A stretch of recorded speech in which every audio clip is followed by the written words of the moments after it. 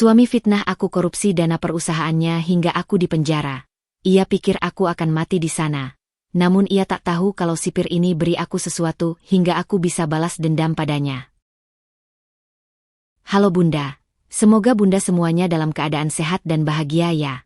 Sebelum masuk ke ceritanya, jangan lupa nyalakan subtitle dan absen terlebih dahulu ya. Bunda-bunda semua dari daerah mana saja? Jangan lupa like, komen, dan subscribe channel ini ya. Selamat menonton. Tirai sutra warna emas itu baru saja dibuka, dan tepuk tangan menggema di balairung hotel berbintang 5 itu. Aku, Luna, berdiri di samping Mas Kava.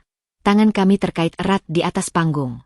Sorotan lampu begitu terik, menghangatkan kulit dan menyilaukan mata, tapi tidak cukup kuat untuk menembus dingin yang mulai mengendap di tulang rusukku. 10 tahun perjalanan penuh dedikasi. Teriak pembawa acara dengan semangat.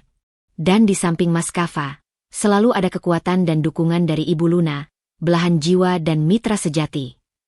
Kava menekan jari-jarinya yang besar dan hangat, atau dulu terasa hangat, ke genggamanku. Dia tersenyum, senyum yang selama ini kupuja, sempurna, memancarkan kepercayaan diri dan harisma. Dia menoleh padaku, matanya berbinar di bawah lampu. Terima kasih, sayang. Bisiknya, hanya untuk ku dengar, sebelum menunduk menerima plakat penghargaan. Aku membalas senyum. Otot-otot pipiku terlatih untuk ini. Senyum Luna, istri yang bangga, yang mendukung, yang tak pernah goyah. Dari balik riasan sempurna dan gaun haute couture yang dibuat khusus untuk malam ini, aku bisa merasakan setiap jahitannya seperti belenggu. Pesta berlanjut. Kami turun dari panggung, disambut gelombang tamu. Bos-bos konglomerat, pejabat, rekan bisnis. Mereka berjabat tangan dengan Kava, melontarkan pujian, dan tak lupa mengangguk hormat padaku. Luar biasa, Mas Kava. Perusahaan tumbuh pesat bahkan di masa sulit. Ibu Luna, selalu anggun. Pasangan yang kompak. Kava hanya tertawa rendah, merendah. Semua berkat tim yang solid dan dukungan keluarga, ujarnya, sambil sekali lagi menarikku lebih dekat. Aku menempel pada sisinya, mahkota imitasi dari pujian palsu itu semakin memberatkan kepalaku. Dari seberang ruangan, mataku menangkap sosok Clara, Chief Financial Officer, CFO, baru yang Kava rekrut 6 bulan lalu. Perempuan itu, dengan potongan rambut bob rapi dan kacamata frameles, sedang asyik berbicara dengan seorang direktur bank. Tatapannya tajam, percaya diri, dan ketika ia berpapasan dengan Kava, ada satu kedipan mata, satu anggukan yang terlalu cepat, terlalu penuh pengertian, untuk hanya sekadar hubungan atasan-bawahan. Aku melihat cara Kava membalas anggukan itu. Ada sesuatu di sana. Sesuatu yang tidak mereka bagikan dengan siapapun di ruangan ini, termasuk aku. Kau baik-baik saja, Lun? Tanya Kava tiba-tiba, suaranya penuh perhatian di telingaku. Kau terlihat lelah. Baik, sayang. Hanya ramai sekali. Jawabku, memaksakan kerlingan mata. Sebentar lagi kita bisa pulang.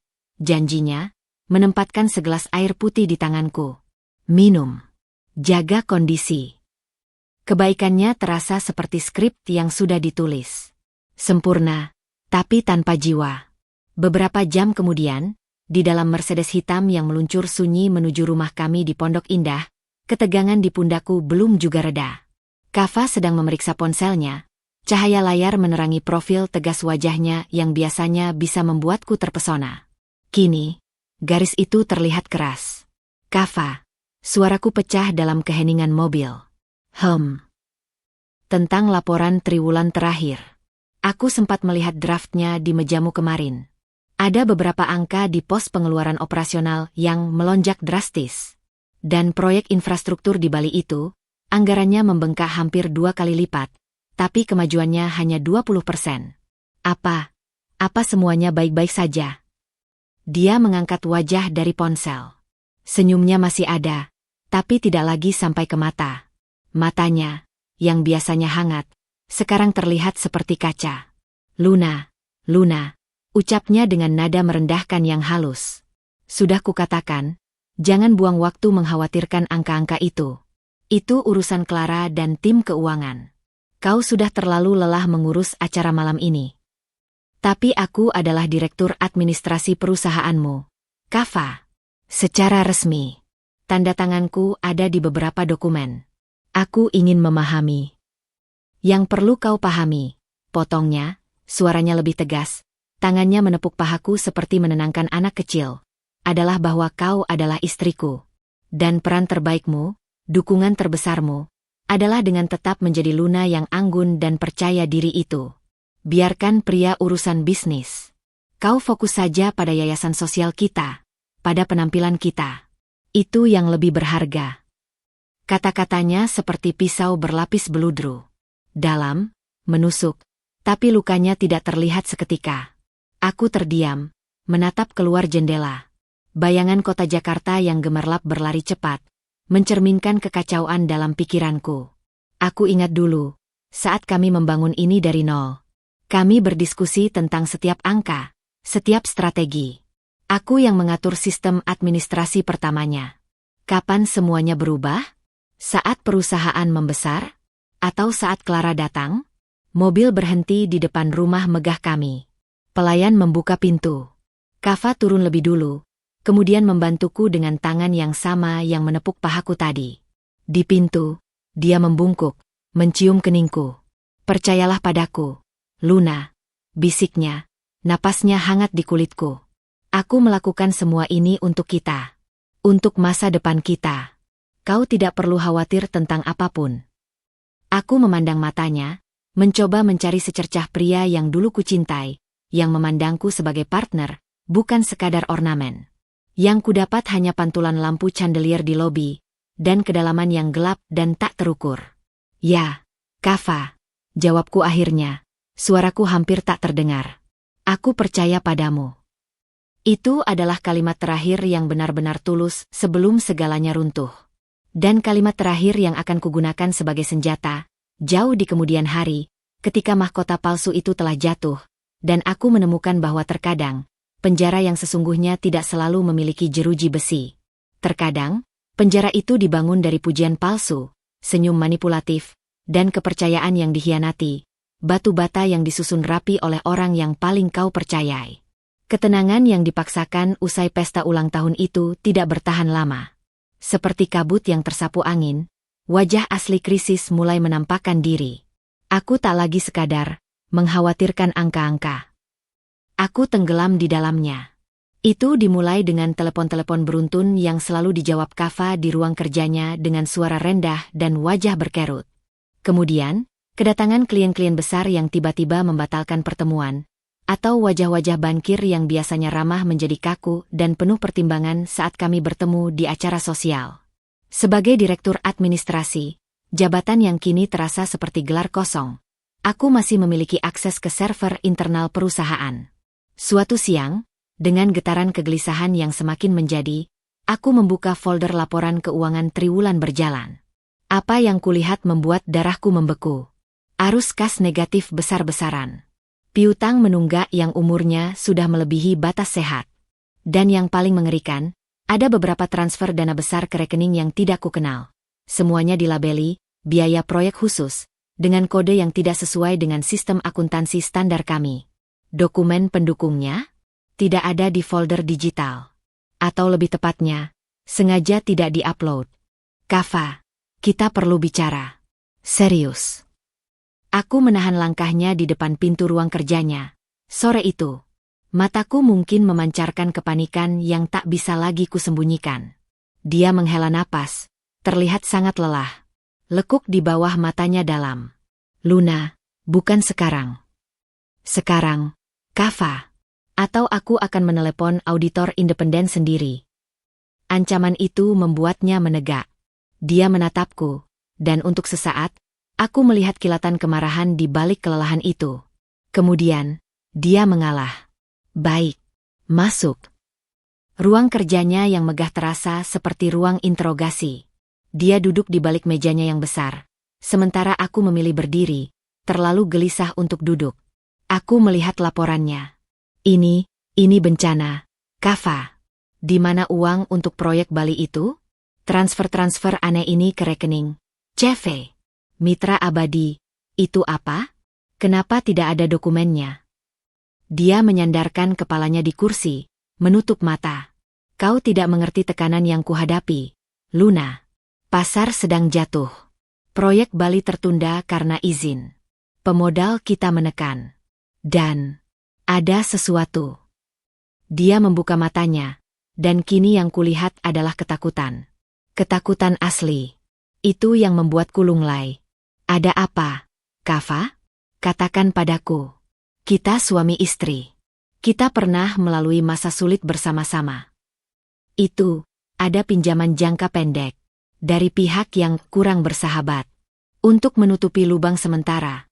Ujarnya, suaranya serak. Dan sekarang, mereka meminta pengembalian. Dengan bunga yang menggila. Jantungku berdebar kencang. Pinjaman liar?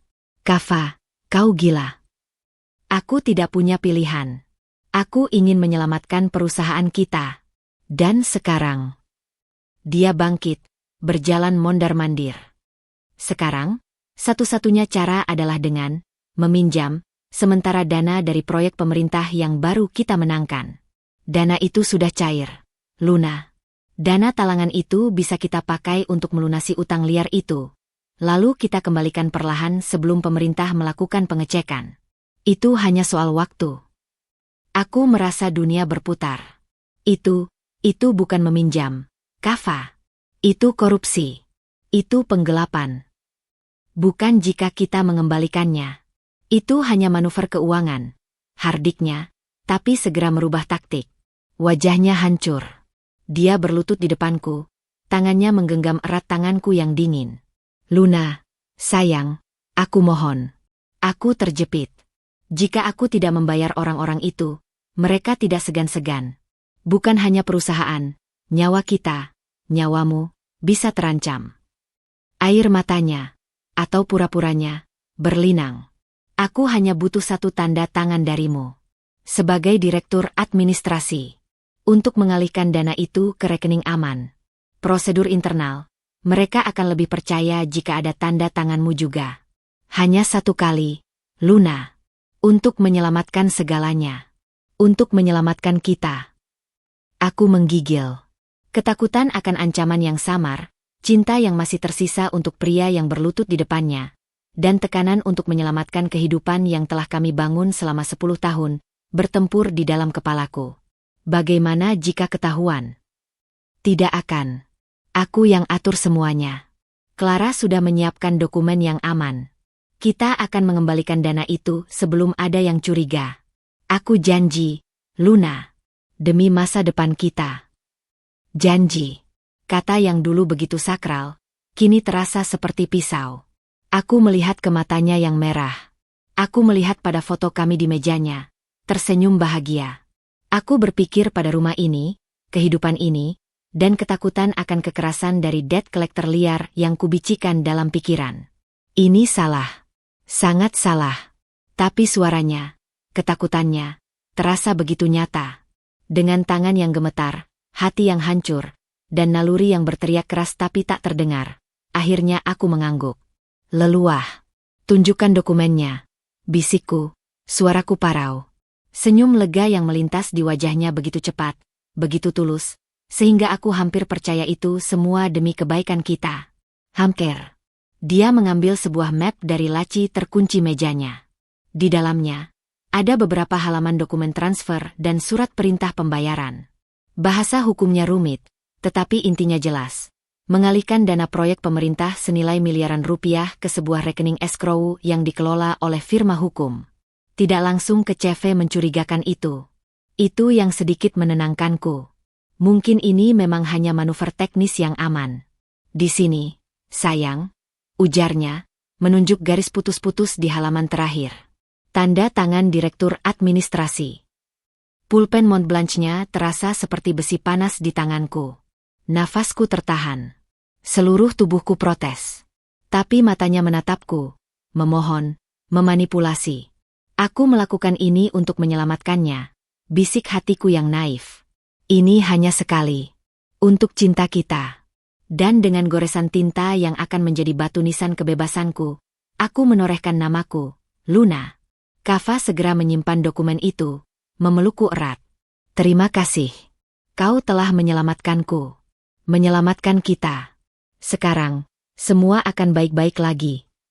Dia membawaku ke restoran mewah malam itu, bersikap lebih perhatian daripada biasanya. Tapi pelukannya terasa seperti belenggu. Makanan enak itu terasa seperti abu di mulutku. Malam itu, aku terbangun dari mimpi buruk. Dalam mimpiku, tanda tanganku itu merambat di atas kertas, menjadi jeruji besi yang membelit tubuhku. Aku melihat Kava di balik jeruji itu, tapi dia tidak menolongku. Dia justru mengunci pintunya, dan di sampingnya, Clara tersenyum sinis. Itu hanya mimpi. Kuhibur diri sendiri saat menatap langit-langit kamar yang mewah. Hanya mimpi. Tapi lubang jebakan itu sudah terbuka. Dan aku, dengan mata terbuka dan hati yang dibutakan oleh cinta sisa serta ketakutan, telah melompat tepat ke dalamnya. Jebakan yang tidak dirancang untuk menjebakku terjatuh, tapi untuk menguburku hidup-hidup, dengan skop pertama yang justru kugenggam sendiri. 2 bulan berlalu setelah peminjaman sementara itu. 2 bulan yang penuh dengan keheningan yang menjerit. Kava tak lagi membahas masalah keuangan. Sebaliknya, dia justru tampak lebih rileks, lebih sering tersenyum. Dia membelikanku kalung berlian baru, sebagai tanda terima kasih, katanya. Berlian itu menggantung di leherku seperti pemberat, dingin menusuk kulit. Setiap kali aku menanyakan proyek pemerintah itu, tentang kapan dana akan dikembalikan, dia selalu menepisnya. Sudah diurus, Luna. Jangan khawatir. Lihat, semua baik-baik saja. Dan memang, di permukaan, segalanya tampak baik. Perusahaan mendapat proyek baru. Arus kas mulai stabil. Ancaman debt collector liar tak pernah terdengar lagi. Aku mulai membodohi diri sendiri bahwa mungkin, keputusanku yang terpaksa itu telah menyelamatkan kami. Sampai suatu pagi. Pagi itu berbeda. Ada 3 mobil hitam tak bernomor polisi parkir di halaman rumah kami. Suara bel yang berbunyi tak henti-henti, bukan bunyi tamu biasa. Ketika pelayan membuka pintu, yang masuk adalah beberapa orang dengan pakaian sipil namun dengan aura yang kaku, resmi, dan mengancam. Di belakang mereka, aku melihat seorang perempuan dengan blazer biru, Clara, dan pengacara perusahaan, Pak Rendra. Kami dari Kejaksaan Tinggi, kata salah satu pria itu, memperlihatkan tanda pengenal. Kami memiliki surat perintah penggeledahan dan surat perintah penahanan sementara untuk Ibu Luna Atmajaya, terkait dugaan korupsi dan penggelapan dana proyek pemerintah. Dunia berhenti berputar. Suara itu menggema di telingaku, tapi tak masuk ke otak. Aku melihat Kava muncul dari tangga, wajahnya pucat, terlihat terkejut. Apa yang terjadi? Ini pasti ada kesalahan, teriaknya, berlari menghampiriku. Dia memelukku, dan tubuhnya terasa kaku. Sayang, tenang, bisiknya di telingaku, tapi bisikan itu seperti angin dingin. Aku akan menyelesaikan ini. Ini pasti kesalahan. Tapi tatapan matanya, tatapan itu tidak menemui mataku. Dia menatap ke arah Clara, dan sekali lagi, ada pertukaran sinyal yang cepat, hampir tak terlihat. Aku digiring ke ruang tamu. Mereka mulai menggeledah. Laptopku, dokumen-dokumen pribadi, bahkan buku diari lama, semua disita. Aku hanya bisa duduk, lumpuh, melihat mereka membongkar hidupku. Kava duduk di sampingku, memegang tanganku yang berkeringat dingin, terus berbisik kata-kata penghiburan yang semakin hari kosong maknanya. Penahanan sementara di rumah berlangsung singkat. Seminggu kemudian, persidangan pertama dimulai. Ruang pengadilan penuh sesak oleh media. Kamera-kamera menyorotku seperti binatang langka. Aku masih memakai pakaian yang rapi, berusaha tegak, percaya bahwa kebenaran akan berbicara. Kava duduk di barisan belakang, memberiku anggukan meyakinkan. Jaksa penuntut membacakan dakwaan yang begitu rinci, begitu teknis, sehingga membuatku pusing. Mereka bicara tentang aliran dana, rekening shell company, transfer antar bank yang rumit. Mereka menunjukkan dokumen yang sama yang kutandatangani, tapi dengan narasi yang berbeda sama sekali. Menurut mereka, akulah yang menginisiasi skema itu.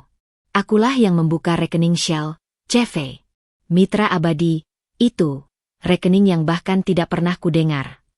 Akulah yang memalsukan laporan kemajuan proyek untuk menarik pencairan dana. Majelis hakim yang terhormat, kata jaksa, suaranya lantang. Terbukti bahwa tersangka, dengan sengaja dan secara terencana, menggerogoti uang negara untuk kepentingan pribadinya. Lihatlah gaya hidupnya. Di layar, muncul foto-fotoku di butik-butik mewah, di dalam mobil sport, hadiah ulang tahun dari Kava. Sedang berlibur di Bali, dengan biaya perusahaan, katanya sekarang.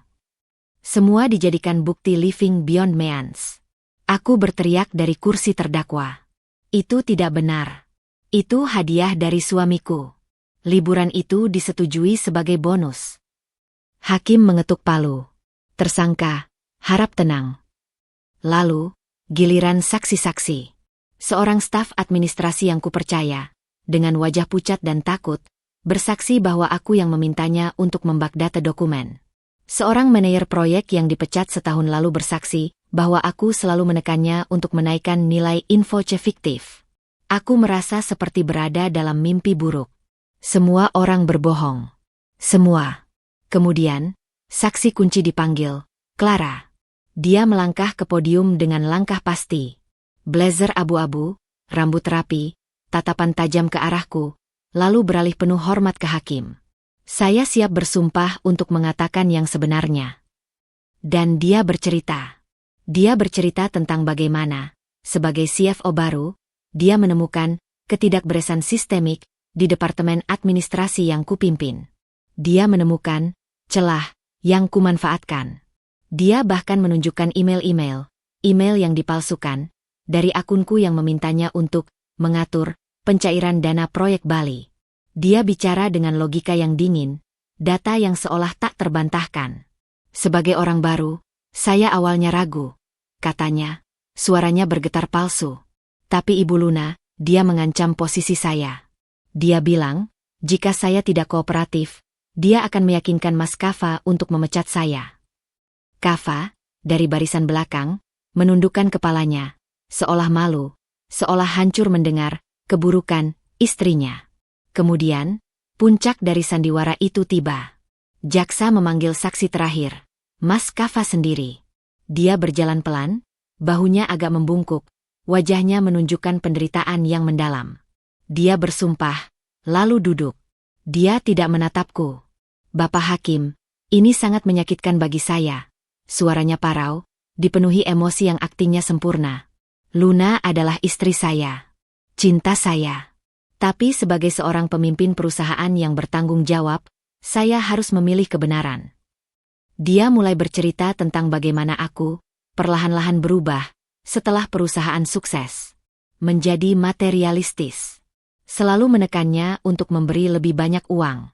Dia mengaku lalai karena terlalu sibuk, sehingga memberi aku kuasa administrasi yang terlalu besar. Dan kemudian, dia melanjutkan, air mata, mulai menggenangi matanya, direkam jelas oleh semua kamera. Saya menemukan dokumen itu, tentang proyek pemerintah. Saya konfrontasi dia. Dan dia mengaku. Dia bilang dia terdesak karena ingin mempertahankan gaya hidup mewahnya. Karena sudah berhutang banyak pada loan shark untuk berjudi, sesuatu yang juga baru saya tahu. Kepalaku seperti dipukul palu godam. Judi? Loan shark? Aku tidak pernah. Aku tidak, teriakku, berdiri. Dia yang berbohong. Dia yang memintaku menandatangani. Untuk utang liarnya. Kava memalingkan wajahnya, seolah tak tahan mendengar kebohonganku. Clara memandangku dengan pandangan penuh belas kasihan yang sinis. Hakim mengetuk palu keras-keras. Tersangka, kendalikan diri Anda. Pengacaraku, seorang pria yang direkomendasikan Kava dan terlihat tak berdaya, hanya bisa mengajukan keberatan-keberatan lemah yang dengan mudah dipatahkan jaksa. Sidang-sidang berikutnya adalah pengulangan dari neraka yang sama. Bukti fisik semakin banyak, sidik jari di dokumen, rekening bank atas namaku yang penuh dengan aliran dana mencurigakan, yang pasti dibuka oleh mereka. Bahkan ada saksi mata yang melihatku bertemu dengan seorang maklar proyek di hotel. Putusan datang pada sidang terakhir. Ruangan penuh sesak, suasana muram. Kava duduk di barisan pertama sekarang, wajahnya tertutup tangan. Mengingat beratnya kerugian negara dan tidak adanya rasa penyesalan dari terdakwa. Aku sudah tidak mendengar lagi. Bibirku kering. Jantungku berdetak pelan seperti akan berhenti. Dengan ini menjatuhkan hukuman kepada terdakwa Luna Atmajaya berupa pidana penjara selama 10 tahun. Teriakan. Teriakan ibuku yang sudah tua dari belakang. Sorak-sorai kecil dari beberapa pihak. Dan lalu, keheningan. Aku dipapah keluar dari kursi terdakwa. Saat aku melewati barisan depan, untuk sesaat, tatapanku bertemu dengan tatapan Kava. Dan di sana, di balik kesedihan yang dipentaskannya, aku melihatnya. Hanya sekejap. Sebuah kilatan. Bukan penyesalan. Bukan cinta. Tapi kemenangan. Sebuah senyuman tipis, hampir tak terlihat, di sudut bibirnya yang baru saja bergetar menangis. Sebuah anggukan hampir tak ada, bukan untukku, tapi untuk Clara yang duduk di belakangnya. Pada detik itu, seluruh kebenaran yang selama ini kutekan, kusangkal, kubohongi sendiri, menghantamku seperti truk tronton. Aku tidak terjebak. Aku dijebak. Tanda tanganku, ketakutanku, cinta sisaku, semuanya adalah umpan. Dan aku, seperti ikan bodoh, telah menggigitnya. Dan sekarang terangkut ke daratan untuk dibedah hidup-hidup. Petugas menuntunku ke pintu tahanan. Suara terakhir yang kudengar sebelum pintu itu tertutup adalah suara Kava, berbicara pada reporter dengan suara berat. Saya harus menerima keputusan hukum ini. Sebagai suami, saya hancur. Tapi sebagai warga negara, saya menghormatinya. Saya berdoa untuknya. Pintu besi itu menggema saat tertutup. Kegelapan menyambutku. Dingin. Bau karat dan desperasi. Pengkhianatan itu sempurna. Dan aku, yang tadinya istri, kini terdampar sebagai narapidana nomor 45.703. 10 tahun. Kava pasti berpikir aku akan mati di sini, terlupakan, sementara dia menikmati semua yang telah direnggutnya. Yang tidak dia tahu, dalam kegelapan itu, satu hal tidak mati. Rasa sakit yang membara yang perlahan berubah menjadi bara amarah. Bara yang suatu hari nanti akan siap membakar seluruh istana kebohongan yang dia bangun di atas penderitaanku. Pintu besi itu berdentang dengan suara final. Suara yang mengikis sisa-sisa dunia lamaku. Sel yang kumasuki berukuran sekitar 3 kali 3 meter, berbagi dengan 2 perempuan lain. Bau apek campur disinfektan menusuk hidung. Cahaya neon putih yang redup membuat segalanya terlihat pucat dan hampa. Jadi, inilah si nyonya koruptor. Sapa seorang perempuan bertubuh gempal dengan lengan penuh tato naga. Namanya, ku ketahui kemudian, adalah Mama Ria. Matanya menyeratkan penilaian tajam. Lihat tuh kulit mulus, pasti gak tahan seminggu di sini. Celetuk yang lain, lebih muda, kurus, dengan tatapan penuh kebencian. Dia dipanggil Sari. Aku hanya bisa diam, memeluk kantong barang pribadi yang isinya telah digeledah sampai habis. Gaun pengadilan terasa seperti kostum yang konyol di tengah dingin sel beton ini. Mereka memberiku seragam narapidana oranye yang kasar. Saat ku ganti di pojokan, dengan tendangan Mama Ria yang tidak sengaja mengenai tulang keringku, aku sadar, di sini, martabatku adalah barang pertama yang dicuri. Hari-hari pertama adalah ritual penyucian melalui penderitaan. Makanan bubur encer dan sayur layu yang harus diperebutkan. Jam malam ketat. Kerja paksa membersihkan sel bersama dan kamar mandi umum yang menjijikan tanpa alat pelindung yang layak. Tangan-tanganku yang dulu biasa memegang dokumen dan pulpen mewah, kini cepat melepuh dan kotor. Tapi yang lebih menyiksa adalah isolasi sosial. Kabar tentang kasus besar dan istri pengusaha sombong telah menyebar lebih dulu. Aku dijauhi, dianggap sebagai pengkhianat kelas kakap yang membahayakan mereka semua dengan menarik perhatian media. Tatapan penuh curiga dan cibiran selalu mengikutiku. Korupsi uang rakyat buat beli tas aja, ya? Gak malu? Teriak seseorang dari balik jeruji saat aku diarak ke lapangan kerja. Bangsat! Karena orang kayak lu, kami di sini makin diperas. Lemparan batu kecil nyaris mengenai kepalaku. Aku mencoba menjelaskan, berteriak bahwa aku difitnah. Tapi teriakanku hanya menjadi bahan tertawaan. Fitnah? Di sini semua orang bilang difitnah. Hardik Mama Ria suatu malam, setelah merebut selimut tipisku. Diam aja lo, Nyonya. Terima nasib. Nasib. Kata itu mengendap seperti racun. Apakah ini nasibku? Mati perlahan di dalam kuburan beton ini, dilupakan dunia. Sementara Kava menikmati hidup dengan darah dan air mataku? Mimpi buruk itu berulang setiap kali aku memejamkan mata. Wajah Kava yang penuh kemenangan. Senyum Clara yang dingin. Dentuman palu hakim. Dan teriakan ibuku yang pecah dari barisan belakang pengadilan. Ibuku. Oh, Tuhan. Apakah dia baik-baik saja? Aku bahkan tidak diberi kesempatan untuk berpamitan. Kesehatan fisikku merosot. Aku kehilangan berat badan drastis karena hampir tidak bisa menelan makanan. Batuk-batuk tak henti karena udara lembab dan dingin. Luka di tanganku infeksi. Suatu sore, saat menjalani kerja paksa mencangkul di kebun penjara, kepalaku pusing dan dunia berputar. Aku terjatuh, wajah menghantam tanah lumpur. Saat siuman, aku sudah di ruang kesehatan penjara yang sederhana. Seorang petugas kesehatan yang terlihat lelah mengompres dahiku. Stres dan kurang gizi. Kau harus kuat, nak. Banyak yang tidak bertahan di tahun pertama karena menyerah pada pikiran mereka sendiri. Menyerah. Itu kata yang mengusik. Apakah itu yang Kava harapkan? Aku melihat langit-langit yang retak, mendengar suara jeruji dibuka tutup dari kejauhan. Rasanya mudah sekali untuk menyerah. Untuk membiarkan infeksi ini menyebar, atau untuk menjadikan tali spray sebagai jalan keluar yang permanen. Tapi kemudian, sesuatu dalam diriku, sesuatu yang kecil dan hampir padam, memberontak. Itu bukan lagi sekadar keinginan untuk membuktikan kebenaran. Itu lebih primal, kemarahan. Kemarahan murni yang membakar hangat di tengah kedinginan sel ini. Aku ingat tatapan kemenangan Kava. Ingat bagaimana Clara dengan mudahnya menghancurkan hidupku. Mereka sedang berpesta di luar sana. Mereka sedang menikmati rumahku, uangku, hidupku. Mereka bahkan mungkin tertawa membayangkanku tersiksa di sini. Tidak. Bibirku yang pecah-pecah berbisik pada kegelapan. Tidak. Aku tidak akan mati di sini. Aku tidak akan memberi mereka kepuasan itu.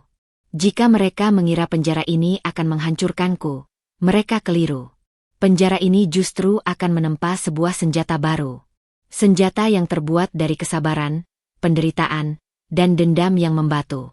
Keesokan harinya, dengan tubuh yang masih lemah, aku memaksakan diri untuk menghabiskan buburku. Aku memandang Mama Ria yang sedang mengawasiku dengan sinis. Terima kasih untuk pelajarannya, Mama. Ucapku. Suaraku parau tapi terdengar jelas untuk pertama kalinya. Sekarang aku tahu aturan main di sini. Mama Ria mengerutkan kening, lalu tersenyum kecut. Akhirnya nyadar juga, Nyonya. Itu bukan penyerahan. Itu adalah awal dari strategi bertahan hidup.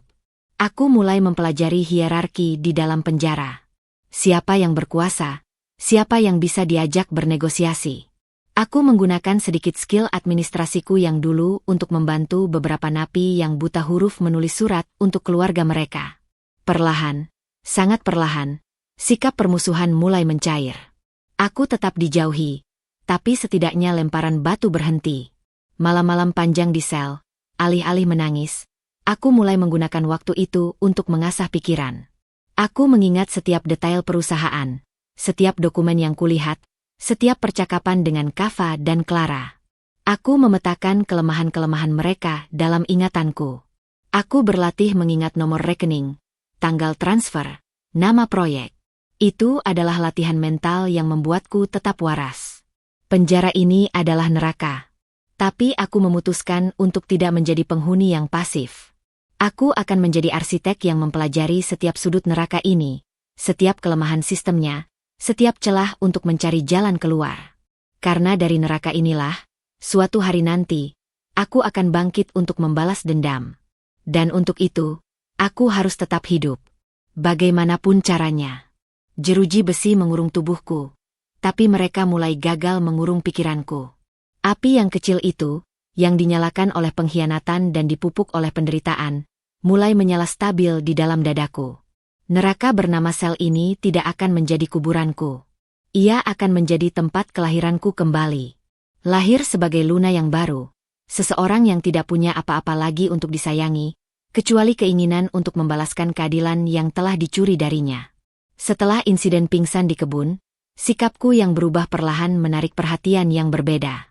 Bukan lagi sekadar cibiran, tapi juga pengamatan. Salah satu pasang mata yang mengamatiku adalah milik Pak Najib. Dia berbeda dari sipir lainnya. Yang lain kasar, mudah terpancing, atau acuh tak acuh. Pak Najib, dengan uban yang mulai mendominasi rambut hitamnya dan garis-garis kesabaran di sudut matanya, bergerak dengan tenang yang terukur. Suaranya tidak pernah tinggi, tetapi tegas, didengar tanpa perlu berteriak. Aku pertama kali benar-benar memperhatikannya saat dia melerai keributan kecil di antrean makanan. Seorang napi mencoba mengambil jatahku. Tanpa kekerasan, hanya dengan tatapan tajam dan satu kalimat. Di sini kita hidup dengan jatah masing-masing. Dik, dia membuat si pengganggu mengurungkan niat. Aku hanya mampu mengangguk singkat sebagai terima kasih. Dia membalas dengan anggukan yang sama, lalu berlalu.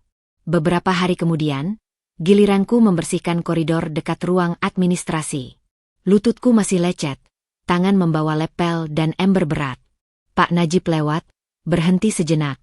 Tangan itu harus dirawat, jangan sampai infeksi lagi, ujarnya, menunjuk ke balutan kain kotor di telapak tanganku.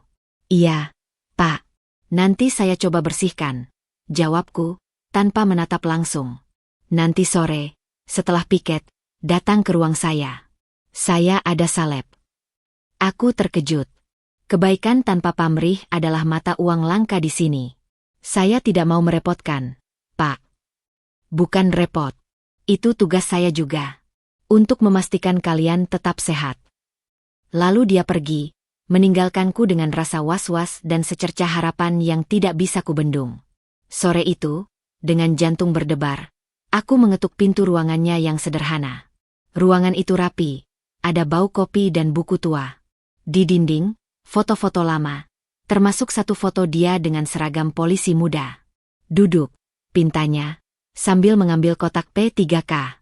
Dengan lembut, dia melepas balutanku yang kotor. Luka di telapak tangan terbuka, merah, dan bernanah sedikit. Dia mengelusnya dengan alkohol, lalu mengoleskan salep antibiotik.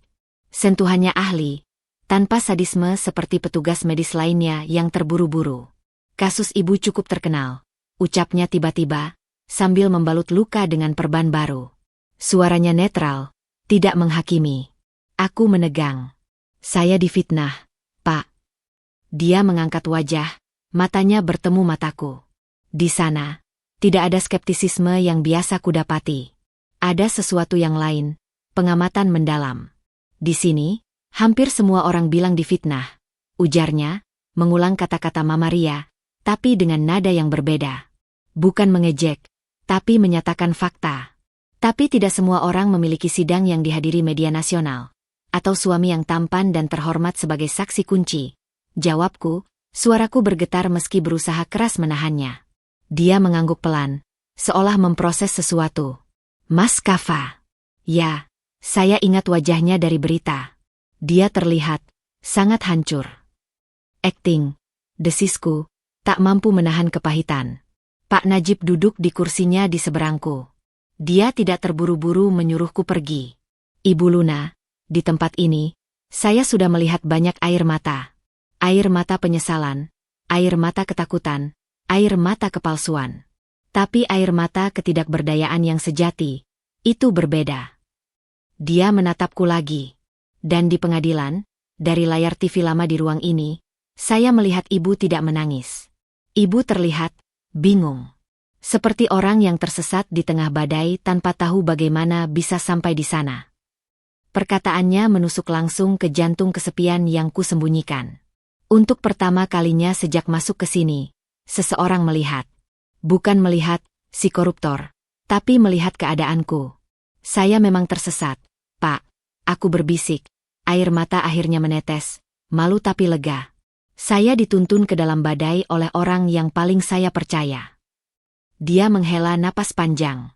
Tugas saya di sini bukan hanya menjaga jeruji tetap terkunci, Ibu Luna. Tapi juga, kadang-kadang, mendengarkan. Karena di balik setiap nomor napi, ada cerita. Dan terkadang, cerita itu perlu tempat untuk bernapas, supaya orangnya tidak mati lemas di dalam. Dia membuka laci mejanya, mengambil selembar kertas kosong dan sebuah bolpoin biasa. Dia letakkan di hadapanku. Saya tidak bisa berjanji apa-apa. Saya hanya sipir. Tapi, bila ibu merasa perlu, tulislah. Curhatilah pada kertas ini.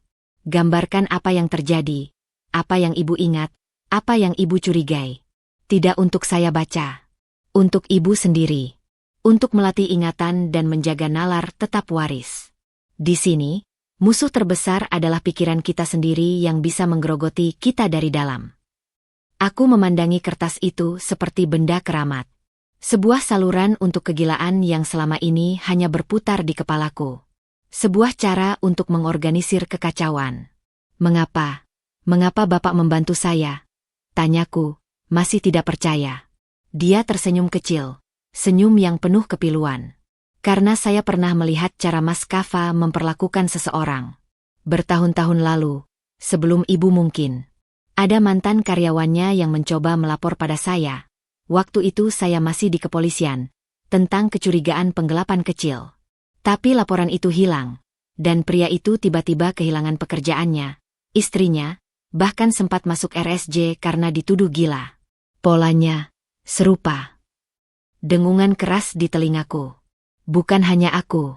Dia punya sejarah. Apakah Bapak? Dia menggeleng, memotong pertanyaanku. Saya tidak bisa melakukan apa-apa saat itu. Bukti hilang, saksi menghilang. Itu yang membuat saya memilih pensiun dini dan bekerja di sini. Kadang, keadilan butuh sudut pandang yang berbeda, dan kesabaran yang lebih panjang. Dia berdiri, pertanda pertemuan usai. Ambil kertas itu. Sembunyikan dengan baik. Jika ingin menulis lagi, saat giliran ibu membersihkan lorong ini lagi, ambil saja dari tumpukan kertas bekas di rak itu. Saya selalu menyisihkan beberapa. Aku menggenggam kertas dan bolpoin itu erat-erat. Terima kasih, Pak Najib. Jaga luka itu. Dan jaga api di mata ibu. Di sini, banyak yang matanya sudah padam. Ibu jangan sampai seperti mereka. Aku keluar dari ruangannya dengan langkah yang lebih ringan, meski tubuh masih sakit. Di tanganku, bukan hanya perban baru. Ada sesuatu yang lebih berharga. Sebuah koneksi. Sebuah pengakuan diam-diam bahwa mungkin, hanya mungkin, aku tidak sendirian.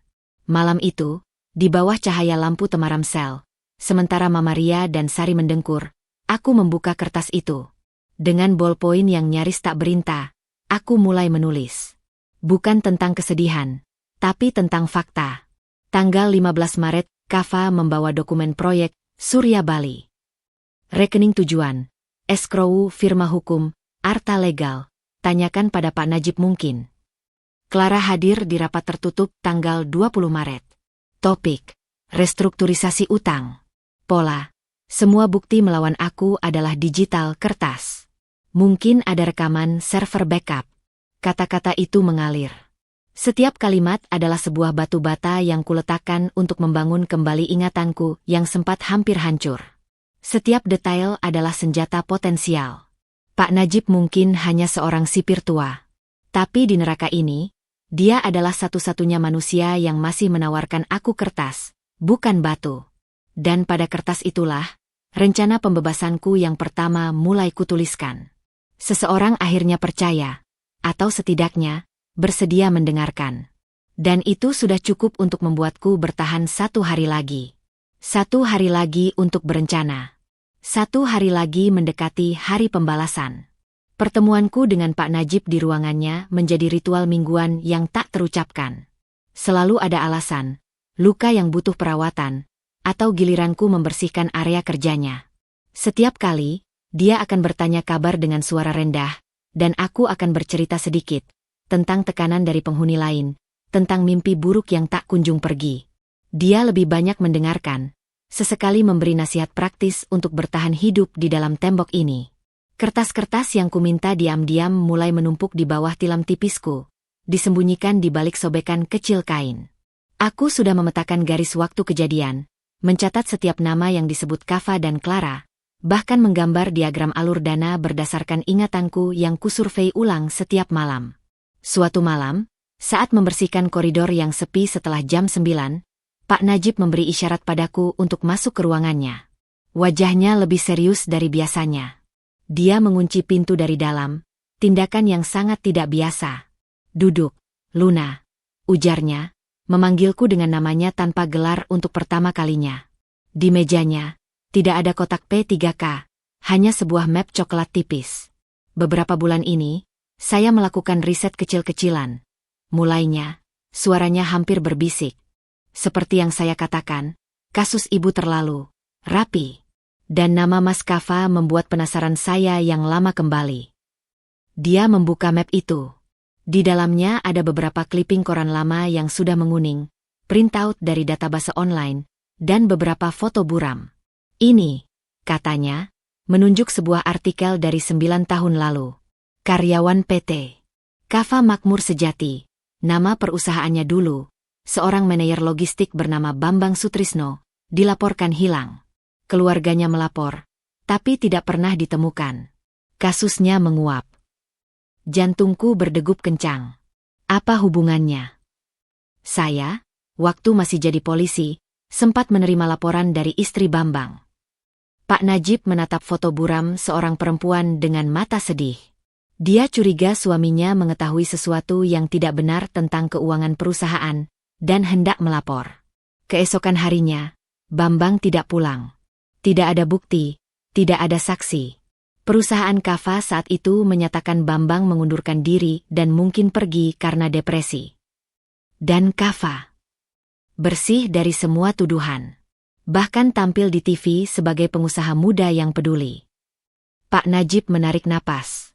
Pola yang sama, Luna. Seseorang yang dekat dengan rahasia perusahaan tiba-tiba menjadi masalah dan lenyap.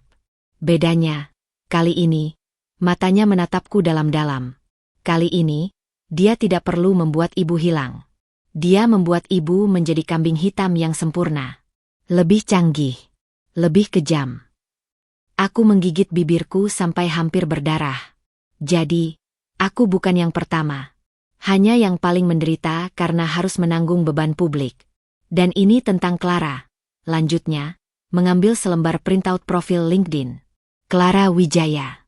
Lulusan luar negeri, karir cemerlang. Tapi lihat di sini, sebelum masuk ke perusahaan Kafa, dia bekerja di sebuah firma konsultan di Singapura yang pernah diselidiki karena membantu pencucian uang. Firma itu bangkrut setelah skandal, dan semua karyawannya tersebar. Jadi mereka memang pasangan yang cocok, bisikku, rasa mual menyerang. Lebih dari itu, Pak Najib menekankan, hubungan mereka bukan sekadar bisnis. Dia mengeluarkan foto dari dalam map. Sebuah foto yang agak kabur, diambil dari kejauhan, di sebuah kafe di PIK. Tampak Kafa dan Clara duduk berdekatan. Tangannya memegang tangan Clara di atas meja. Ekspresi di wajah Kafa adalah ekspresi keintiman yang tak pernah lagi kulihat di rumah. Foto itu bertanggal 3 bulan sebelum aku ditangkap. Seorang kenalan, mantan kolega saya yang sekarang jadi tukang ojek online, kebetulan mengambilnya. Dia ingat wajah Kafa dari TV dan mengirimi saya ini. Air mataku mengalir deras sekarang. Bukan air mata sedih, tapi air mata kemarahan yang mendidih. Perselingkuhan itu bukan hanya penghinaan terakhir. Itu adalah bagian dari rencana. Clara adalah mitra dalam kejahatan sekaligus dalam ranjang. Mereka pasti tertawa bersama, merencanakan kehancuranku sambil berciuman. Mereka sudah merencanakan ini jauh-jauh hari, ya Pak? Tanyaku, suaraku gemetar namun penuh keyakinan. Sangat mungkin. Ibu adalah satu-satunya orang selain mereka yang punya akses legal dan legitimasi di perusahaan. Ibu adalah istri. Ibu adalah direktur administrasi. Ibu adalah orang yang paling dia percayai untuk dikhianati. Pak Najib menghela napas. Skema ini membutuhkan waktu. Mereka menunggu momen yang tepat, proyek pemerintah yang besar, lalu memancing ibu untuk masuk dengan cerita utang liar. Tanda tangan ibu memberi mereka legitimasi untuk mengalirkan uang. Setelah itu, mereka tinggal memutarbalikkan fakta, dengan Clara sebagai whistleblower, dari dalam dan Kava sebagai suami yang terluka. Segalanya menjadi jelas. Sangat jernih dan sangat keji. Aku digunakan sebagai pembuka jalan untuk korupsi mereka, sekaligus sebagai penutup yang akan memikul semua dosa. Lalu, apa yang bisa kita lakukan, Pak? Saya ada di sini. Kertas-kertas saya. Itu hanya ingatan. Pak Najib menatapku, dan untuk pertama kalinya, ada cahaya keras, hampir seperti tekad baja, di matanya yang biasanya kalem. Ibu bukan hanya punya ingatan, Luna. Ibu punya motivasi. Dan saya punya rasa bersalah karena membiarkan pola ini terjadi sekali 9 tahun lalu. Saya tidak bisa membiarkannya terjadi lagi. Dia berdiri, berjalan ke lemari besi di sudut ruangan. Dengan kunci yang digantung di ikat pinggangnya, dia membukanya. Bukan senjata atau uang yang dia ambil, tapi sebuah kotak kayu kecil yang lapuk. Di penjara ini, kami menyimpan barang-barang pribadi narapidana yang sudah bebas atau sudah meninggal. Terkadang, barang itu menyimpan cerita. Dia membuka kotak itu. Di dalamnya ada beberapa barang usang, kacamata rusak, buku doa, dan sebuah flash disk biasa yang disimpan dalam kantong plastik bening. Ini milik seorang napi beberapa tahun lalu. Namanya Pak Dewa, mantan auditor bank. Dia masuk karena menolak menandatangani laporan audit palsu untuk menyelamatkan bosnya. Dia difitnah melakukan pemalsuan data. Selama di sini, dia mengumpulkan bukti-bukti digital, metode pelacakan uang, cara membongkar rekening siluman. Semua ada di sini. Pak Najib mengangkat flash disk itu. Dia bebas setelah bosnya tertangkar dalam kasus lain. Sebelum pergi, dia memberikan ini pada saya. Katanya, simpan ini, Najib. Suatu hari, akan ada orang yang membutuhkan senjata untuk melawan orang-orang yang berkantung tebal dan berhati ular. Dia meletakkan flash disk itu di depanku. Objek kecil itu terasa seperti benda yang paling berharga di dunia. Tapi, bagaimana saya bisa mengaksesnya? Saya tidak punya komputer. Pak Najib tersenyum kecil. Komputer perpustakaan. Itu komputer tua, tapi masih bisa dipakai. Akses internetnya dibatasi, tapi untuk membaca file dari flash disk dan mempelajari software di dalamnya, itu bisa. Ibu akan mendapat giliran tugas perpustakaan mulai minggu depan. Saya yang atur. Harapan itu meledak di dadaku. Begitu kuat sampai-sampai aku merasa bisa terbang menembus jeruji. Mengapa? Mengapa Bapak mengambil risiko seperti ini untuk saya? Dia duduk lagi. Wajahnya tiba-tiba terlihat sangat tua dan lelah, tapi juga tenang. Karena keadilan seharusnya buta, tapi tidak boleh tuli dan bisu. Karena saya sudah terlalu sering melihat yang kuat menginjak yang lemah, lalu pergi dengan senyum. Dan karena dia memandangku, api di mata ibu itu, Luna, itu adalah api orang yang benar-benar tidak bersalah. Api yang hampir padam. Saya hanya memberinya sedikit angin. Apa yang ibu lakukan dengannya nanti, itu pilihan ibu. Aku menggenggam flash disk itu erat-erat, sampai-sampai ujung plastiknya menancap di telapak tangan. Di dalam benda kecil ini, mungkin ada kunci pembebasanku. Di dalam kotak kayu lapuk itu, tersimpan senjata untuk melawan istana kebohongan Kava. Saya tidak akan menyia-nyiakan ini, Pak Najib. Saya janji. Janjikan pada diri ibu sendiri, katanya. Sekarang, sembunyikan itu dengan baik. Dan bersiaplah. Perjalanan untuk membongkar kebenaran yang mereka sembunyikan baru saja dimulai. Dari dalam sel inilah, ibu akan mulai menggali terowongan menuju kebebasan. Bukan dengan sekop, tapi dengan data dan ketelitian. Aku keluar dari ruangan itu malam itu dengan beban yang berbeda. Bukan lagi beban keputusasaan, tapi beban tujuan yang mendalam. Flash disk itu terasa panas di balik lipatan bajuku. Pak Najib bukan lagi sekadar sipir yang baik hati. Dia adalah seorang konspirator diam-diam dalam misi penyelamatan, atau lebih tepatnya, misi pembalasan. Kebenaran yang tersembunyi mulai terungkap. Sejarah kekejaman Kava, perselingkuhan yang menghina, dan rencana jahat yang telah lama dirajut.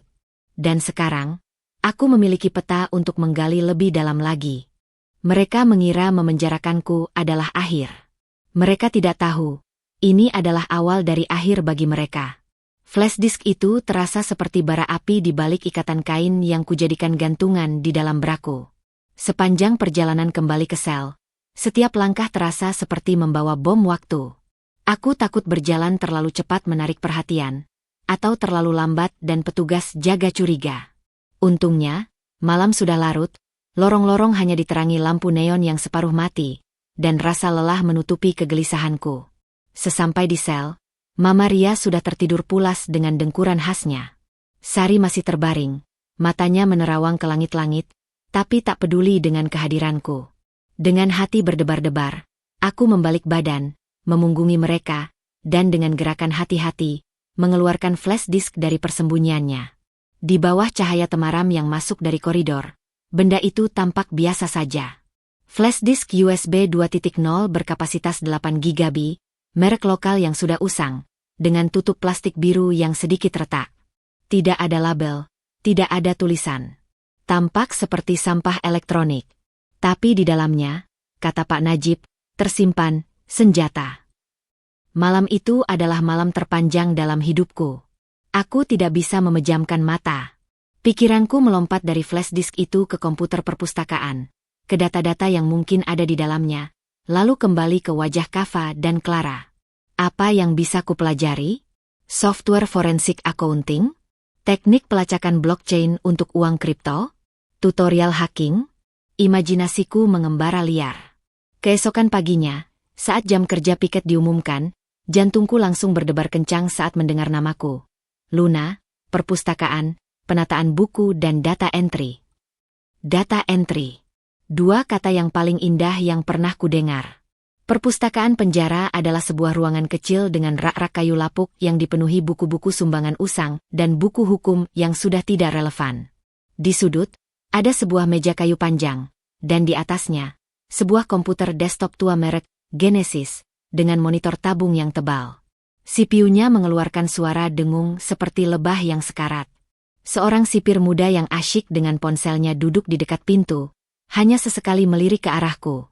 Tugasmu input data peminjaman buku ke Excel ini, kata sipir itu sambil menunjuk ke sebuah buku tulis berdebu dan file Excel yang terbuka di desktop. Lambat-lambat saja, yang penting rapi. Aku mengangguk patuh. Baik, Pak. Begitu dia kembali asyik dengan ponselnya, aku mulai mengamati komputer itu. Sistem operasinya Windows XP, sudah sangat jadul dan rentan. Akses internet jelas diblokir. Hanya jaringan intranet yang terhubung. Tetapi port USB-nya terbuka. Itu saja sudah cukup. Selama 1 jam pertama, aku bekerja dengan tekun. Mengetik nama-nama, tanggal peminjaman, dengan kecepatan yang sengaja kubuat lambat agar punya alasan lebih lama di sini. Mataku terus mengawasi sipir di pintu dan kamera keamanan kecil di sudut langit-langit. Saat merasa aman, dengan tangan yang sedikit gemetar, aku mengeluarkan flash disk dari saku seragamku, yang sudah kumasukkan sejak pagi. Menghadapkan tubuhku agar menghalangi pandangan dari kamera dan sipir, aku colokkan flash disk itu ke port USB di belakang CPU. Suara ding kecil yang menandakan perangkat terdeteksi hampir membuatku melompat. Aku cepat-cepat minimalkan jendela Excel dan membuka My Computer.